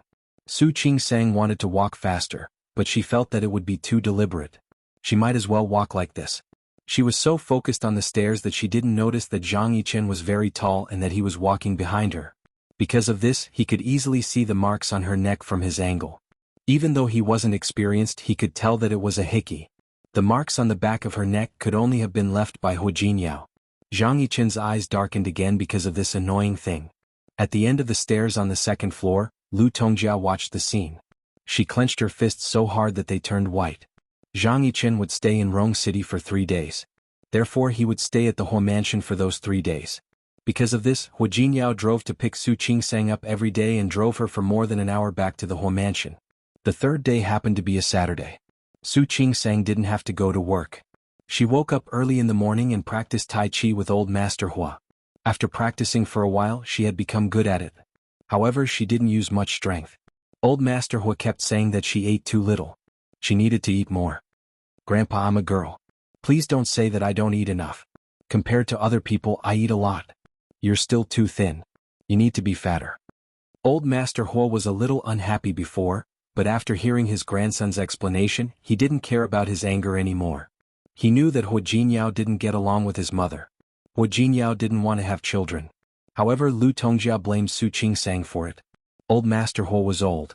All he wanted was to keep the family together. He didn't want to worry about these small things anymore. Before Su Qingsang could say anything, she heard, "Grandpa, Grandpa" from the eaves in the distance. It was the parrot from before. It didn't want to talk when it first arrived. In the past 2 days no one had talked to it, so it kept talking. Old Master Hua laughed again. What a noisy bird. He didn't expect Su Qingsang to give him a parrot. That was really a little noisy. Su Qingsang was worried that she had been fooled and that the bird didn't know how to talk. It seemed that she had been thinking too much. Uncle. The sudden voice made the smile on Su Qingsang's face fade a little. She turned around, saw Zhang Yichen and nodded slightly. Uncle. When she saw Hu Jinyao, she immediately smiled again. She took a step forward and hooked her arm around his. Finished working out? Yes. Hu Jinyao nodded. He looked at Su Qingsang with love in his eyes. Zhang Yichen stood next to them, watching them love each other. The way Hu Jinyao called Hu Jinyao, uncle, clearly separated them into 2 different generations. Yes. Zhang Yichen glanced at Su Qingsang, then turned to Old Master Hua. Uncle, what were you talking about? Why did you sound so happy? I was talking about this bird. It's noisy. Old Master Hua thought the parrot was quite funny. You're noisy. You're noisy. The bird usually stayed in the flower and bird shop. It had been trained by the owner to be very smart. Now it was quarreling with people. Su Qingsang couldn't help but want to laugh. However, because Zhang Yichen was standing next to her, she stopped laughing. Hu Jinyao couldn't help but raise his hand to rub the top of her head. It knows how to quarrel with people. I don't know. Su Qingsang looked at the bird hanging under the eaves and thought it was quite funny. Anyway, when I tease it, it doesn't talk. But when someone scolds it, it gets excited. Seems like it's a stupid bird. Hu Jinyao gave the bird a stare as he spoke. Stupid bird. As expected, the parrot suddenly became angry. It fluttered in the cage and said, You're stupid. You're stupid. Ah. This time both Old Master Hua and Hu Jinyao laughed. The corners of Zhang Yichen's mouth turned up a little. He turned to look at Su Qingsang. With this uncle you won't be lonely anymore. Nice gift, niece-in-law.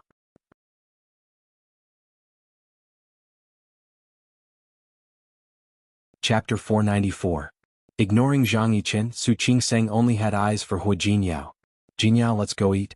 I'm hungry. Okay. Hu Jinyao greeted Old Master Hua and Zhang Yichen, then put his arm around Su Qingsang's waist and walked to the dining room. Zhang Yichen turned around to help Old Master Hua. Uncle, let's go eat too. Okay. Old Master Hua didn't think too much. The 2 of them followed Su Qingsang and Hu Jinyao. Su Qingsang was talking to Hu Jinyao in a low voice. The parrot had made a lot of jokes in the past few days. She had wanted to buy it to say something auspicious. However, it refused to say anything auspicious and was very good at quarreling. She didn't expect it to do that. She even felt embarrassed. Hu Jinyao thought it was funny. It was fun to have a bird like that. Zhang Yichen helped old Master Hua up and talked to him, but his eyes were fixed on Su Qingsang. He also saw the faint smile on her face when she talked to Hu Jinyao. She wasn't stunning, but her eyes were full of flirtatious charm. Zhang Yichen saw the flirtatious charm unintentionally. There was a faint flame dancing in his eyes. However, that ball of flame was quickly suppressed by him. Zhang Yichen only stayed at the Hua mansion for 3 days, then went back to the army. After Su Qingsang found out who he was, she turned the matter over. She would just treat the previous small conflict as an unintentional act by the other party. She didn't take it seriously. So, when she got off work, she was surprised to see Zhang Yichen suddenly appear in front of her office. It was already time to get off work and the other doctors had left. There were still 2 doctors on duty in the office. When Su Qingsang saw him, she called him uncle. The other 2 doctors didn't pay attention to her. "What's up, uncle?" Su Qingsang looked at Zhang Yichen and knew that he had something to say. She picked up her bag and stood outside the office. "You're off work?" "Yes." "That's good. Come with me." Zhang Yichen was about to take Su Qingsang's hand when he spoke. She quickly stepped back and looked at Zhang Yichen, her eyes full of disapproval. "Uncle, what's the matter?" "I." Zhang Yichen looked around, thought for a moment, then added, "Can you come with me now? Can I ask for your help?" "Tell me what's the matter first." Zhang Yichen's voice was soft, but he sounded anxious. "It's urgent. I need a doctor. Now, right now." Su Qingsang looked at him from head to toe. Only then did she notice that there seemed to be some inconspicuous bloodstains on his black coat. Those bloodstains were very familiar to her. Her expression suddenly became serious. "Do you need tools?" "Yes." Zhang Yichen nodded. "Can you hurry up?" "Wait for me." She went to the pharmacy, bought some medicine and bandages, and returned to her office to get a full set of scalpels. She moved quickly, spending less than 10 minutes. She followed Zhang Yichen out of the hospital and got into Zhang Yichen's car. After she got in the car, he quickly stepped on the accelerator and sped away. Su Qingsang wasn't used to the speed, but she didn't say anything. She just looked at the scenery outside. In less than 5 minutes, Zhang Yichen and Su Qingsang arrived at an inconspicuous apartment. The apartment was old and the walls on both sides were mottled. Su Qingsang hesitated at the scene. Looking at Zhang Yichen's serious face, she followed him upstairs and entered the door. Almost as soon as she entered the door, she smelled blood. "Save him, hurry up." A man was lying on the bed in the room. Su Qingsang recognized him immediately. He was the man with the crew cut whom she met in the alley last time. He was shot 3 times. 1 in the arm, 1 in the abdomen and 1 in the leg. "Why didn't you send him to the hospital?" Su Qingsang asked. She walked up to the man and started to check his wounds. "We can't send him to the hospital." Zhang Yichen didn't explain further. Su Qingsang glanced at him but didn't say anything. She focused on the man in front of her, who was covered in blood. The wounds on the arm and leg didn't look serious, but the one in the abdomen looked the most serious. The man was lucky. He had lost so much blood and been shot 3 times, but he was still alive. I wanted to take the bullet out for him, but the bullet went in too deep. I was afraid that I might lose control. The wound was in the abdomen and it was all internal organs. Zhang Yichen was afraid that he might accidentally cause a second injury, so he asked Su Qingsang for help. "I've already helped him deal with it first. I just bandaged the wound a little. But I need you to take the bullet out." "Got it?" Su Qingsang didn't waste any more time. Although she was an obstetrician, she was familiar with stitching wounds. She took off her coat and put it outside, then put all the tools she brought with her on the side of the bed. She bent down, cut open the man's clothes and started to treat his wound. When she was treating him, she realized that the anesthesia she brought with her was useless. The man had already fainted because of the excessive blood loss. It was fine without anesthesia. He was shot in the abdomen. Fortunately, his internal organs weren't injured. Otherwise, Su Qingsang wouldn't have dared to treat him like this. The bullet barely grazed the man's stomach, almost causing it to perforate. Su Qingsang couldn't help but feel that the man was lucky. She had no time to care about anything else. She quickly took the bullet out of the man's leg, then the bullet in his arm. She took one and stitched the other. She didn't dare to delay. She was afraid that the man would die of blood loss because of her hesitation. Su Qingsang had been a doctor for so many years, and she had stitched the stomach of pregnant women the most. It was her first time stitching a man's stomach. Although it was fresh, she didn't dare to relax at all. Nearly 2 hours later, Su Qingsang finally finished treating all the wounds on the man's arm. After tying the bandage on the man's arm, Su Qingsang felt that her leg was a little numb when she stood up. It was such a cold day and there was no heater in the room. Her back was covered with a thin layer of sweat. When she stood up, she saw Zhang Yichen, who had been waiting at the door. Su Qingsang's voice was very soft. "It's done for now." "For now?" Zhang Yichen glanced at his comrade on the bed, whose face was still pale. "What do you mean?" "He lost so much blood. Normally he needs a blood transfusion. But you refused to send him to the hospital. Although I treated him in time, it was still very dangerous tonight. We need to watch him and make sure that he will wake up tomorrow morning. Then he will be fine." To be honest, the man had been shot 3 times and lost so much blood, but he was still alive. His vitality was quite strong. "Thank you." Zhang Yichen understood. What happened next had nothing to do with Su Qingsang. He looked at the man and said, "I will take care of him." Su Qingsang nodded. She moved her limbs, and when she met Zhang Yichen's eyes, she put her hands down uncomfortably. "Then, if there's nothing else, I'll leave now. I'll drive you." "No need." Su Qingsang glanced at the man on the bed. "You should take care of him. I'll just take a taxi back myself." After all, the man was seriously injured and there was no blood transfusion. Su Qingsang wasn't 100% sure that he would be fine. "Oh, he lost too much blood. He might have a fever in the middle of the night. Remember, don't let him have a fever. If you really can't control it, wipe his body with alcohol." She had brought alcohol with her to disinfect the wound, so there was still a lot left. She could give it to Zhang Yichen. "Okay, I got it. Thank you." Zhang Yichen thanked her with sincerity. He looked completely different from when he teased her in the alley. Su Qingsang felt a little uncomfortable. She walked out of the room, picked up her bag and left. "If there's nothing else, I'm leaving.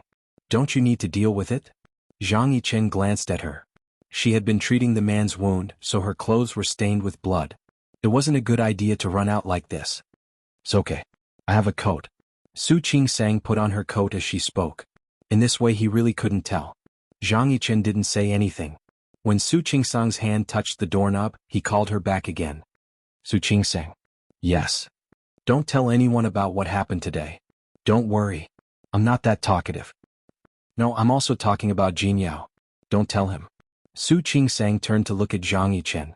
When she saw the seriousness in his eyes, she nodded. "And thank you." "You're welcome." Although Su Qingsang didn't know what they were doing, she could guess a little. Since they wanted to keep it a secret, she wouldn't tell anyone.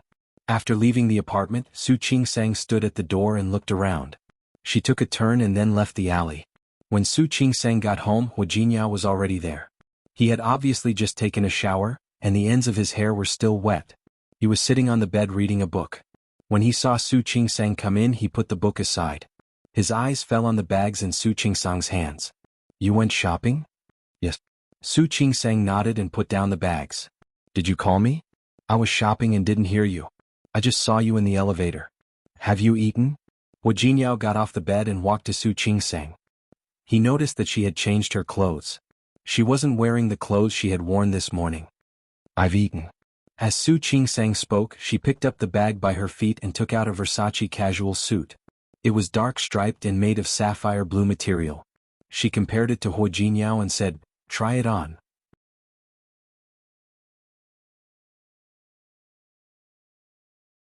Chapter 495.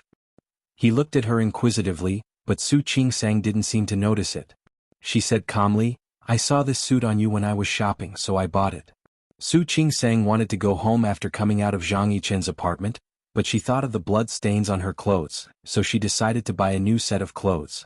After buying the suit for herself, Su Qingsang passed by Versace and happened to see the casual suit in the display window. The style, the design, and the color made Su Qingsang think it looked good. She didn't know much about brands, but she knew that almost all of Hu Jinyao's clothes were high-end. But that didn't stop her from buying the suit for Hu Jinyao. Hu Jinyao looked at the eagerness in her eyes, put on the suit and joked with Su Qingsang. "You're unaccountably solicitous. Honey, did you do something wrong to me?" Su Qingsang reached out and grabbed the front of Hu Jinyao's shirt. "Yeah, I did something wrong to you. I went on a date with a man just now. I was afraid that you would find out, so I bought the suit to please you." Was he the only one who could talk nonsense? So could she. Hu Jinyao stopped putting on the suit, leaned over and stared at Su Qingsang's face. "Are you angry?" "I was joking." "I'm serious." Su Qingsang blinked and looked at him, looking very serious. I really went out with a man and stayed in the same room for more than 2 hours. Honey, I was wrong. I shouldn't have doubted you. Hua Jinyao looked at her, leaned over and kissed her on the cheek, then quickly put on the suit. He was 188 meters tall, and his inverted triangular figure was a standard clothes rack. The royal blue suit made him look especially energetic. Su Qingsang took a step back and looked at Hua Jinyao. I have good taste, right? Of course. Hua Jinyao didn't care how the suit felt on him. He cared about Su Qingsang's feelings. Thank you, honey. You're welcome. Su Qingsang smiled and said, I did something wrong to you. Of course I have to treat you better. Honey. Hua Jinyao held her waist and lifted her up easily. I told you I was joking. I'm just kidding. Su Qingsang wanted to tell Hua Jinyao about what happened today. However, since Zhang Yichen said that she couldn't tell him, she wouldn't. She didn't know much about the army, but she understood that they had their own discipline. She thought for a long time, but in the end she didn't tell Hua Jinyao what happened today. Su Qingsang didn't expect to see Zhang Yichen again at the Hua mansion that weekend. It was February in Rong City, and the weather was getting warmer. It had been almost a week since she had helped his friend with his work. Today Zhang Yichen was wearing a military uniform, which made him look very different. Su Qingsang couldn't help but take a few more glances at him because of his military uniform. Zhang Yichen was handsome as well, but not in the same way as Hua Jinyao. His facial features were more defined and he had thick eyebrows and big eyes. His tall and strong body made him look energetic. Wearing such a military uniform he looked like a tall and straight pine tree. Su Qingsang suddenly thought of the news on the internet. Indeed, all the handsome men were handed over to the government. A soldier like that was indeed very handsome. However, as soon as she looked at him, she met Zhang Yichen's eyes. He nodded at her almost imperceptibly as a sign of acknowledgement. Su Qingsang remembered that she had helped him with the wound of the crew cut, and she took it as a gesture of goodwill. She quickly withdrew her gaze and sat across from old Master Hua with Hua Jinyao. As soon as they sat down, Lu Tongjia and Hua Mingguang came downstairs. They didn't get along well with Lu Tongjia, so Su Qingsang and Hua Jinyao stood up to greet the two elders. Speaking of which, Su Qingsang's way of addressing Lu Tongjia was really awkward. She should have called her mother like Hua Jinyao. However, Lu Tongjia obviously didn't like it. Su Qingsang had been in Rong City for so long, but she had never called Lu Tongjia mother. Zhang Yichen couldn't help but look at Su Qingsang's face for a while when she heard Lu Tongjia call her aunt. Su Qingsang and Hua Jinyao didn't notice it. Only Lu Tongjia saw Zhang Yichen's eyes, and her face darkened. During dinner, Su Qingsang found that Lu Tongjia's face was very gloomy. It was as if someone had offended her. Especially when she looked at Su Qingsang, her eyes were as sharp as knives. She didn't try to hide the dissatisfaction in her eyes. Other than dissatisfaction, there were some other emotions. Not only Su Qingsang but even old Master Hua and Zhang Yichen noticed that. I'm full. Lu Tongjia didn't eat much, but she put down her chopsticks and left early. For some reason, Su Qingsang felt a little nervous. She couldn't help but look at Hua Jinyao, asking him what was going on with her eyes. Hua Jinyao gave her a look to tell her that it was okay. It wasn't the first time that Lu Tongjia had disliked them. Su Qingsang couldn't stop worrying, but it wasn't the time to ask Hua Jinyao. The atmosphere during dinner was very strange. After dinner, old Master Hua asked Hua Jinyao to play chess with him. Zhang Yichen sat on the side and watched. Su Qingsang found it boring, so she told Hua Jinyao and went upstairs. Just like before, Su Qingsang took a shower and read for a while. She found that Hua Jinyao hadn't come upstairs yet. She thought about it and went straight to the gym. To her surprise, Hua Jinyao wasn't there. Zhang Yichen was alone in the gym. He was sitting on the machine and lifting dumbbells. His military uniform had been taken off, and he was only wearing a vest. Su Qingsang could see his overly strong muscles and wheat-colored skin at first glance. It was indecent. Su Qingsang was about to leave, but Zhang Yichen had already seen her.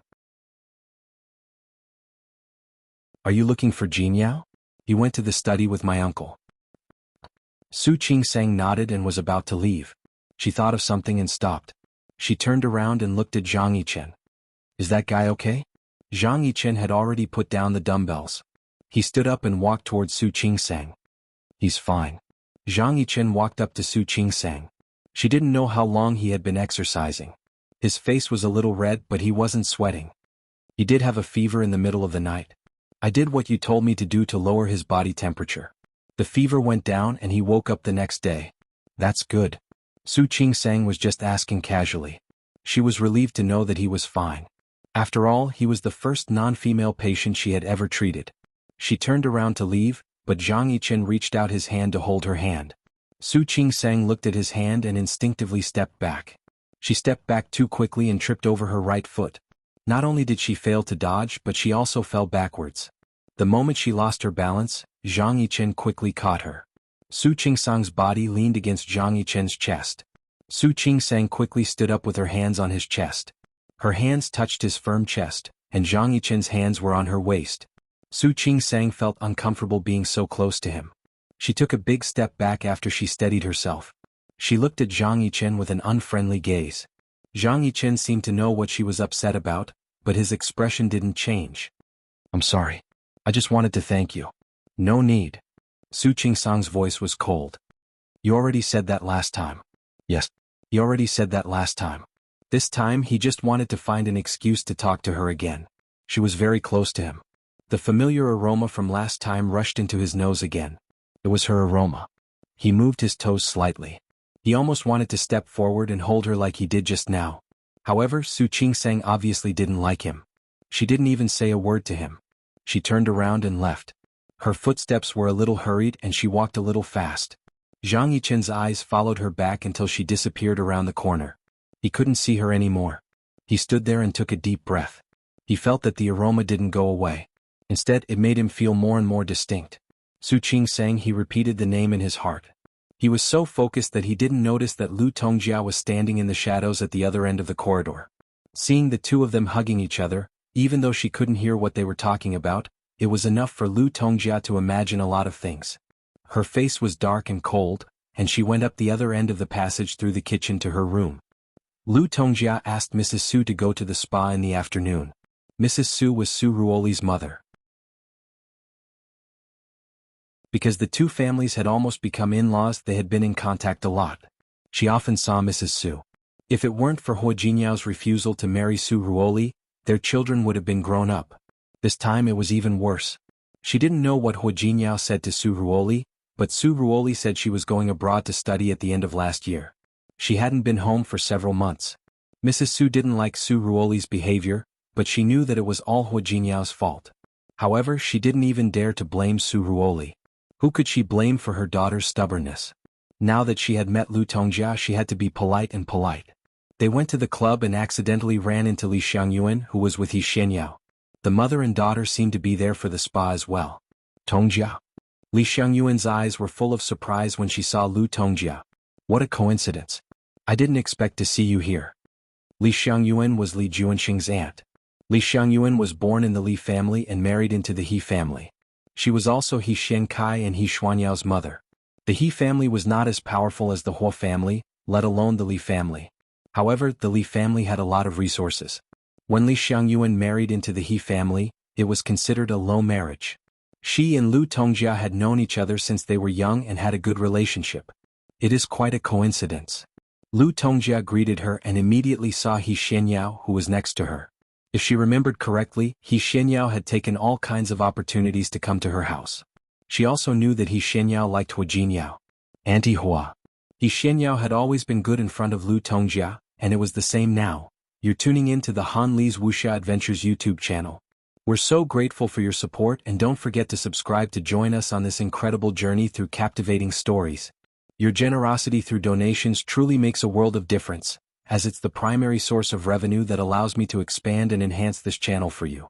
Thank you from the bottom of my heart for being a part of this adventure.